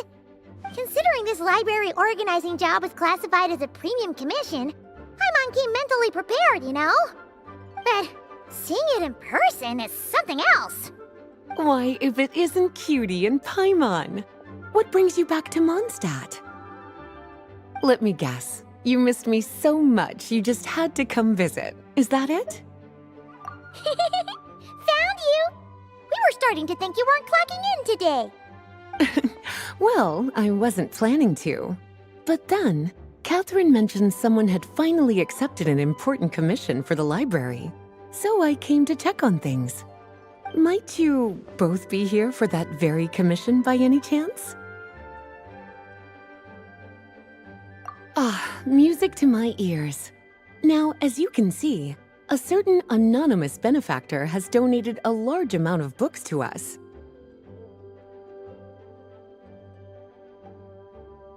Imagine my surprise when a glance down the book list revealed that each one would be an entirely new addition to our collection. There are books of all different kinds, including quite a few that are banned. Troublesome, I know. So this wasn't an odd job I could trust to just anyone. And sorting them myself? My, what a headache that would be. It would take ages. All that to say, I'm very relieved to see you here. I would treat you to some tea, of course, but looking at the state of this place, perhaps another time, yes? Don't worry, just leave the commission to us. You're as sweet as ever, Paimon. Well then, good luck in here. I'll leave you to it.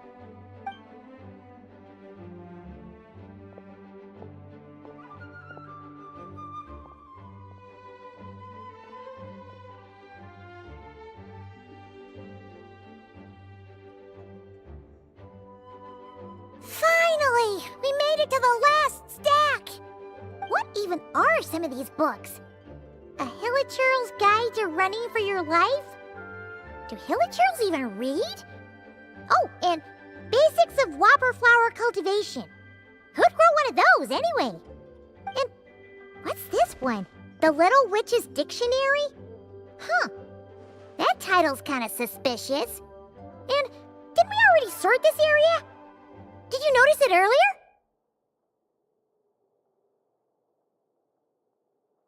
Huh. Well, witches always make Paimon think of, you know.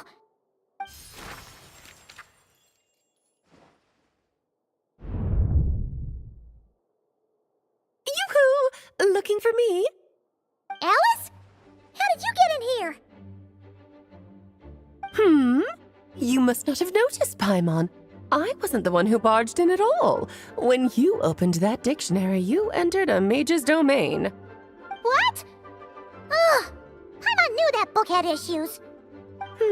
Have you ever read the storybook, The Little Witch and the Undying Fire, by any chance? Splendid! That makes things easier to explain. This book was written as a dictionary for that other story. The actual contents of the two aren't related at all, though. Ugh. That explanation makes things even more confusing. Oh dear. Where should I begin? You know the promise the Hexen Circle made to Varka at the Tripartite Conference, yes? Namely, that in Mondstadt's greatest time of need, the mages would return and lend their aid to the nation? Well, waiting around for danger to descend upon the land isn't exactly our style. Rather than a scenario where we jump in and save the day out of nowhere, it makes more sense to lay the groundwork over time. That's how M put it. Besides, who knows when such a crisis could occur? It could be in the next life, or even tomorrow. Preparation is crucial. So, I gathered the mages together to write this dictionary. Of course, it had to be under the guise of being related to that storybook. Otherwise, I would never have been able to get them in one place.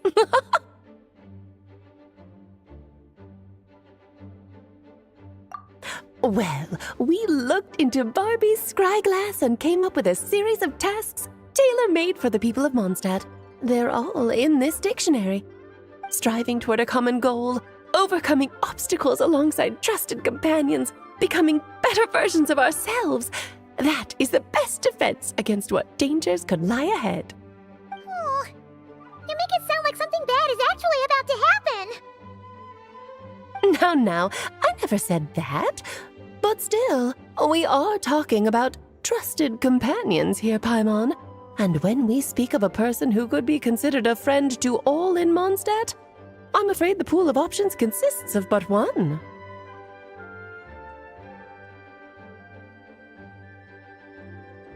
Wait, the huge book donation? That was just an excuse to get us here, wasn't it? We had to spend ages sorting through them, you know. Oh dear, I never could have imagined you would need to go to such trouble. Uh-huh.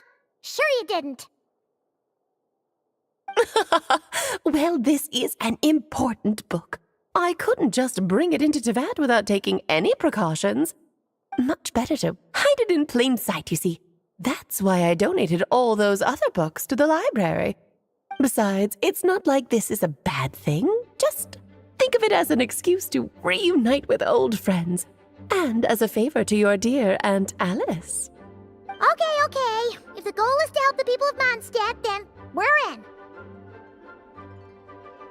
We'll take the dictionary. And the next time we run into our friends, we'll pass your tasks and stuff along, okay? Wonderful. Then I'll let you get to it. Have fun!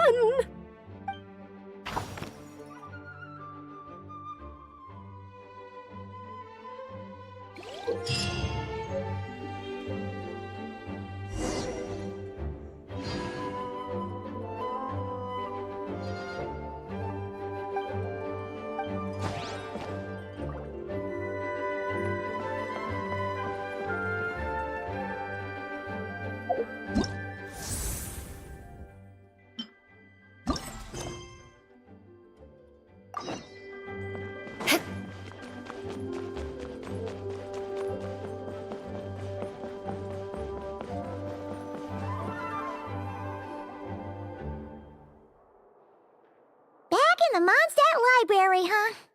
Talk about a trip down memory lane. So, we're supposed to find the seeds of the story, right? What do you think that means? Well, we're in a library, so it's gotta be books, right? But seriously, there's so many here. How are we supposed to know which ones we need? Making a racket in a library? You should know better than that. Lisa! Oh, sorry about that.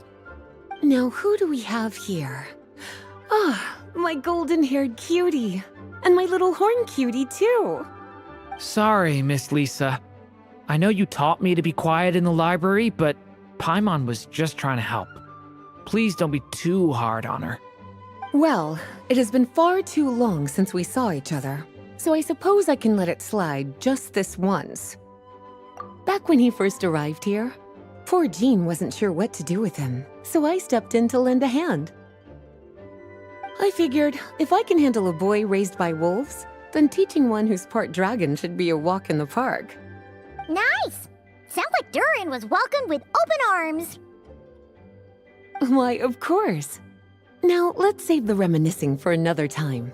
I'm sure you're here for a reason. Did you need to borrow some books? It's kind of hard to explain. Maybe you could take a look at this. Oh?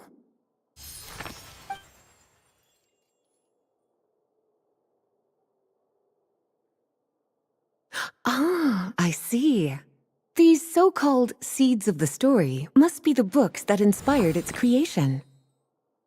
That's just how it is with stories. They grow out of the tales that came before them. And that mage, I can almost picture her here, hundreds of years ago, scribbling away at one of these very desks. But we don't know anything about this story. How are we supposed to figure out which books inspired it? As it happens, just before I found you here, I was looking into something rather peculiar. One of the knights reported seeing some books that weren't listed anywhere in our catalog. Stranger still, just as he went to reach out for them, the books vanished into thin air. And then, a while later, while he was browsing through other shelves, there they were again. Seriously? That particular knight knows this library inside and out. I'd be very surprised if he was seeing things. Something tells me these might just be the magical books you're after. According to the report, there are 3 of these books in total. I'll be relying on you to track them down, cuties.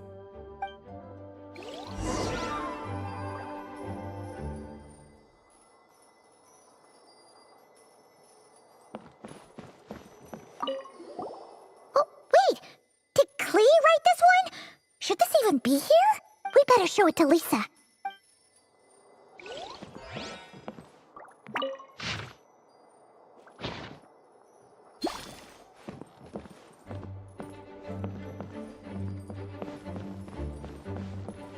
Kinda looks like a poetry collection.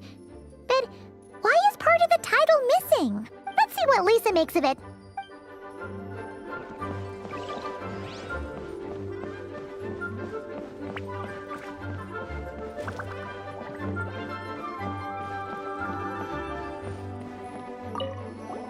Second strongest spell in existence. Do not show Klee. Wait, there's actually a book like that right here in the Mondstadt library? That title's just gonna make people even more curious. Huh. There's definitely something fishy about this one.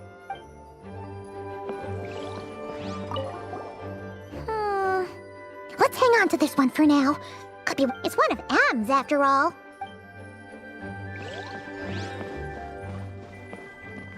An experiment log.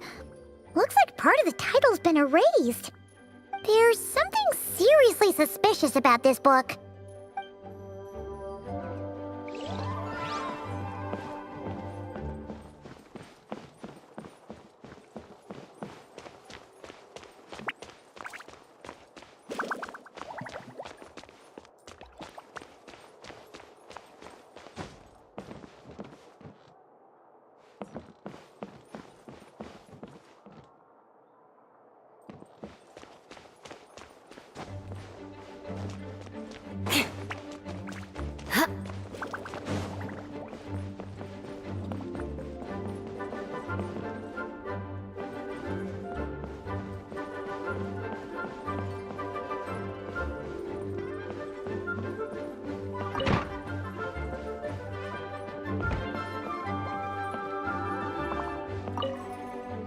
Well, did you manage to find them?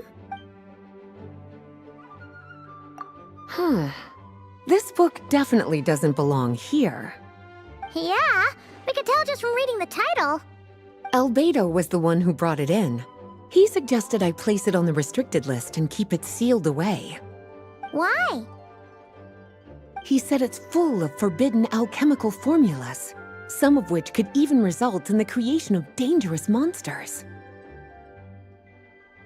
Apparently, the danger it posed was so great, he didn't even feel like it was safe to carry around or keep it in his workshop. Really? Definitely sounds like it shouldn't be here then. Still, if that mage read this book too, it must have been written a lot earlier than I'd imagined. Well, did you manage to find them? Truly extraordinary, and certainly not the kind of thing that should be just lying around. In fact, Miss Alice gave strict instructions about it. So, it's some kind of book of spells? Paimon Everyone's guessing magic this powerful should be kept a secret. It's true. This book does contain one of Miss Alice's spells. But honestly, virtually no one could actually pull it off, even if they tried. The only reason it's even meant to be in the restricted section is because we can't let Klee get her hands on it. After Klee was born, Miss Alice advised us to seal it away. She even added that little subtitle herself. So, it's to keep it away from Klee, huh? Does that mean she could use it to cause even more mayhem than she already does with Jumpy Dumpty? No, that's not it. As Miss Alice herself put it, letting Klee see it too early would spoil the surprise. Well, did you manage to find them? Yes, this is a restricted book, all right. It certainly isn't supposed to be here. Huh. But it looks like a regular poetry collection. How did it end up being classified as a restricted book? The issue lies with one of the poems inside. You've heard of the great battle that took place on Dragonspine, yes? 500 years ago, during the cataclysm in Conria, an evil dragon descended upon Mondstadt. A fierce battle with Dvalin ensued, but in the end, the evil dragon fell, and Dragonspine became its resting place. We're talking about Durin. The Durin of Dragonspine. Well, the poem in question turns the whole battle into a dance, with the evil dragon recast as an innocent child who came here in search of friends.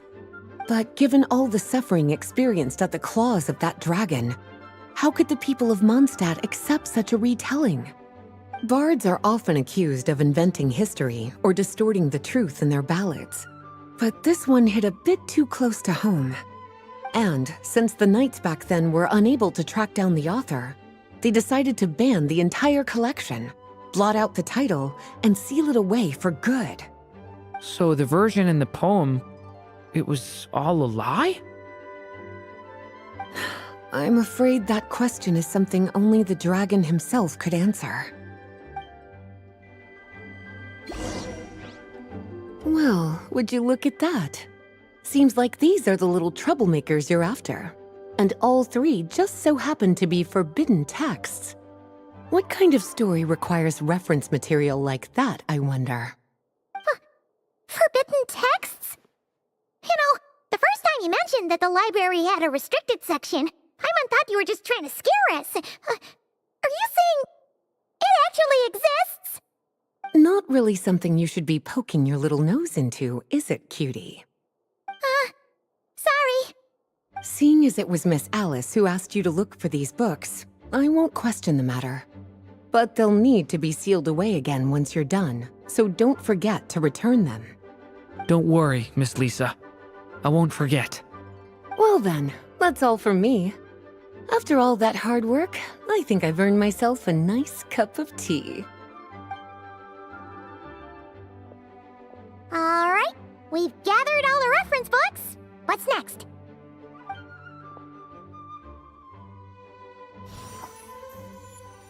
Wait, look!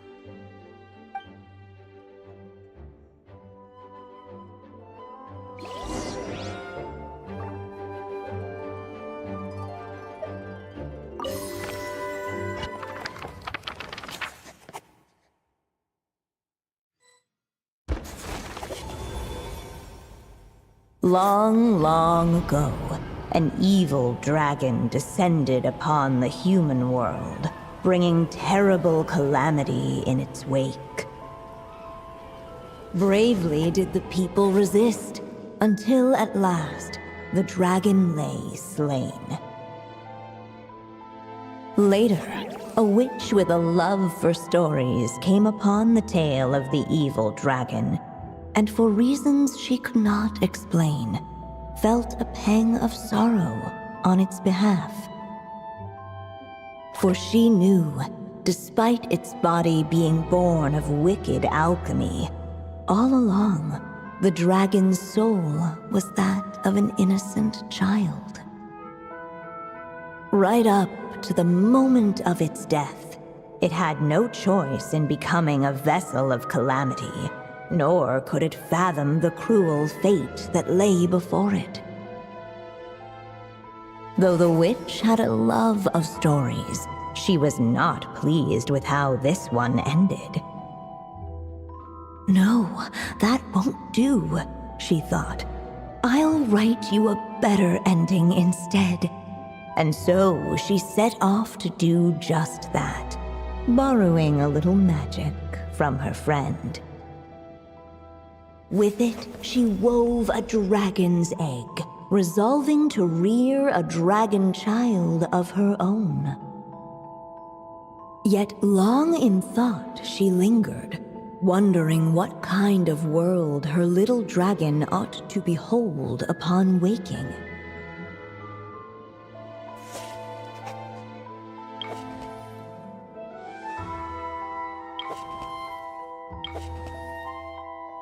At last, she made her mind up, adorning the cradle with a wisp of woodland air. Then, she quietly waited for the egg to hatch.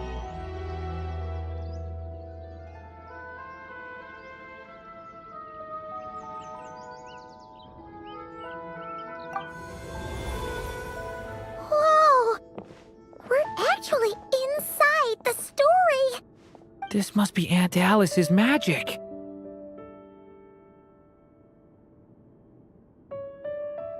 Yeah. A story about me? Why don't we just see where the story takes us? All we know is the beginning at this point. Okay. And now a golden-haired traveler, a silvery sprite, and a dragon-born youth step onto the stage. What new chapter will their arrival bring? Whoa! That came out of nowhere! Was that the same voice we heard just now?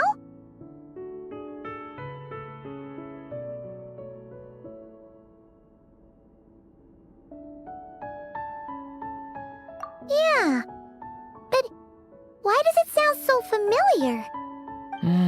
I've missed this. It's just like the stories my mother used to tell me. You mean... Em? She used to tell you stories? Yeah, she loved it. Back when she was still alive. Sorry, we should focus on what we're here to do. So, now that we're in the story, what's next? The dragon youth wondered aloud. Yet all he could do was wait for the story to unfold. Of course, there's something to be said for helping it along. Perhaps a little exploration could prove fruitful. Oh! Is that a hint? Yeah, I agree.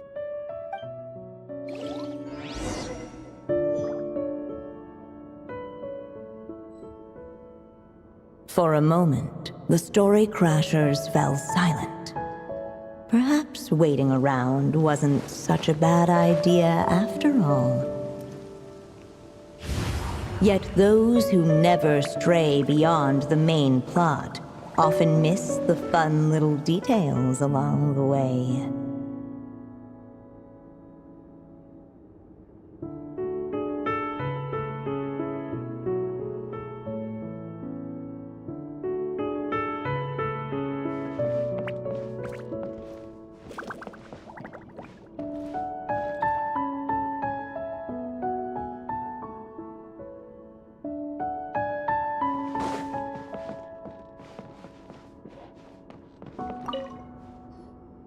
Look at all these books! Guessing the witch did a lot of reading while she was waiting for the egg to hatch. It just so happened a dragon egg wasn't the only thing she was incubating here. Where else might a story be born, if not among books? Oh!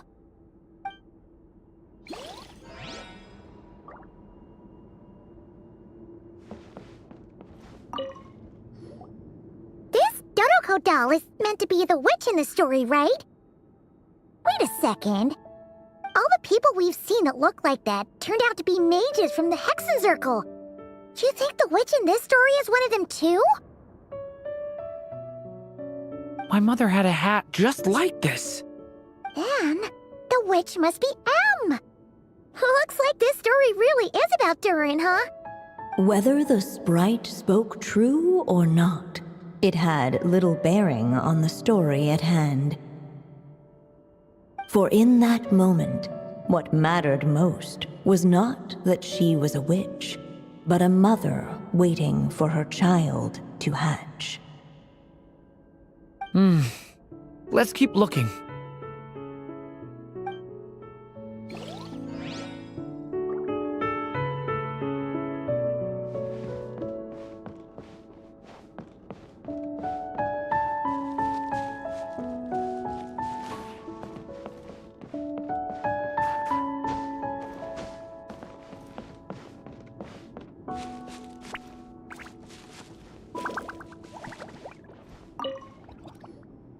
This must be the dragon egg, right?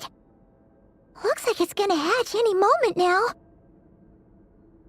So we've got a dragon egg about to hatch, a witch who loves stories, and that evil dragon we heard about at the beginning. Yep, it all adds up. This is my story, isn't it?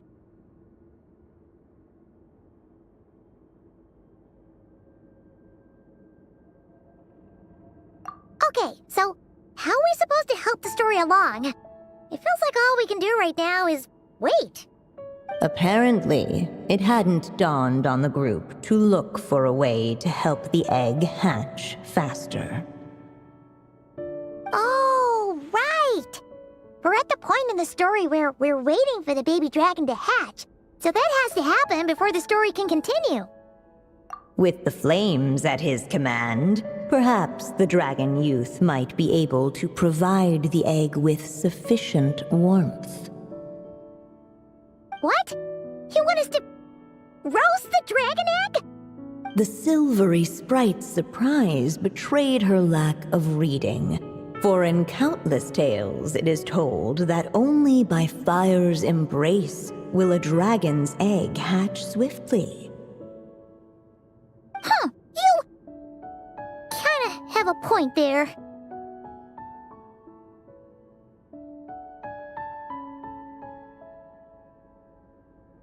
Okay, I'll see what I can do.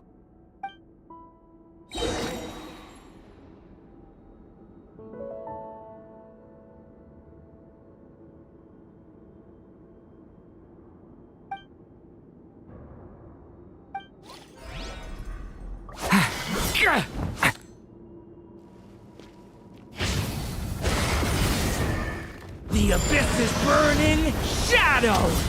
Clearly, both the golden-haired traveler and the dragon youth were eagerly awaiting the little dragon's birth, though perhaps their longing burned a little too brightly. Still, such fiery anticipation might itself become a blessing.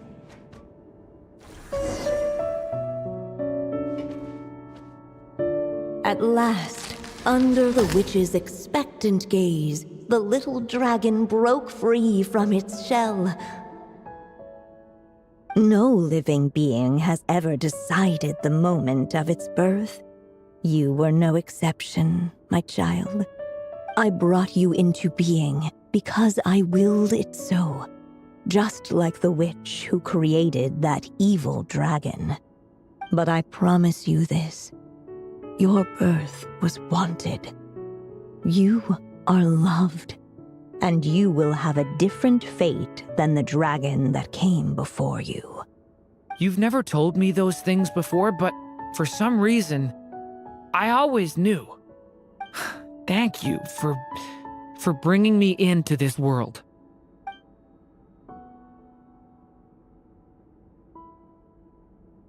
The waiting witch did not feel lonely, for she had 3 visitors by her side.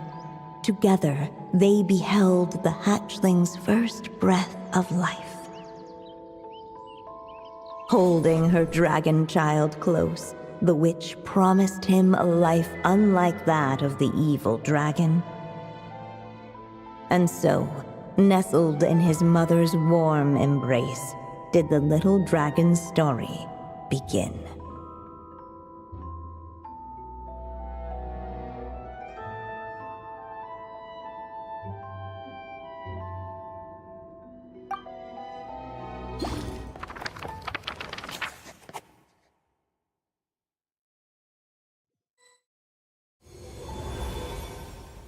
Wait, isn't this Mondstadt? Looks like we're back in the real world. Looks like there's more written on the page now and less ink left than before. So, does that mean we've completed this chapter? Yeah, but why does M seem to think that the story isn't finished yet? Durin broke free from the curse, came into this world with a new body, and even made a bunch of new friends. That already sounds like a happy ending to Paimon.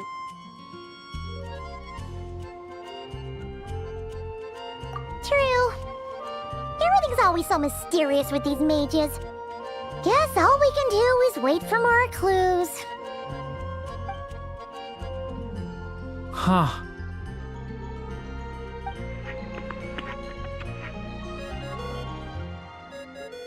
Is this thing on? All right, that should do it. Hey, that's Alice's voice. Hello there, children. If you're hearing this, you've stumbled upon the little recording I left for you. I thought you could use a few hints about how the book works. By now, I'm guessing you've already begun to leave your mark on the story. You should know, however, that the book needs time to absorb the ink, so the next chapter's clues won't show up right away.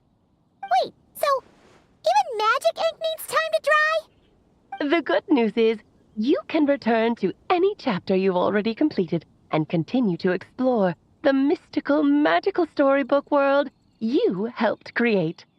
Have fun, dearies. Toodles! Oh, man. Paimon was so ready to knock this out in one go. Maybe it's for the best. Sooner or later, we'll end up being whisked off to another world again, and if that happens, who knows when we'll be able to come back. So it might be good to take a break while we can. A break.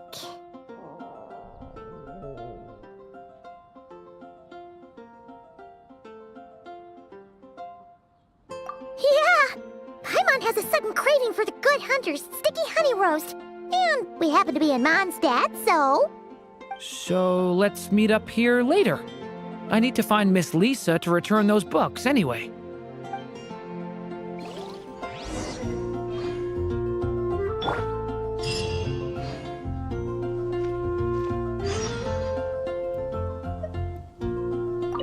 Aunt Alice said we can return to the story world at any time. If you feel like checking it out again, just come find me.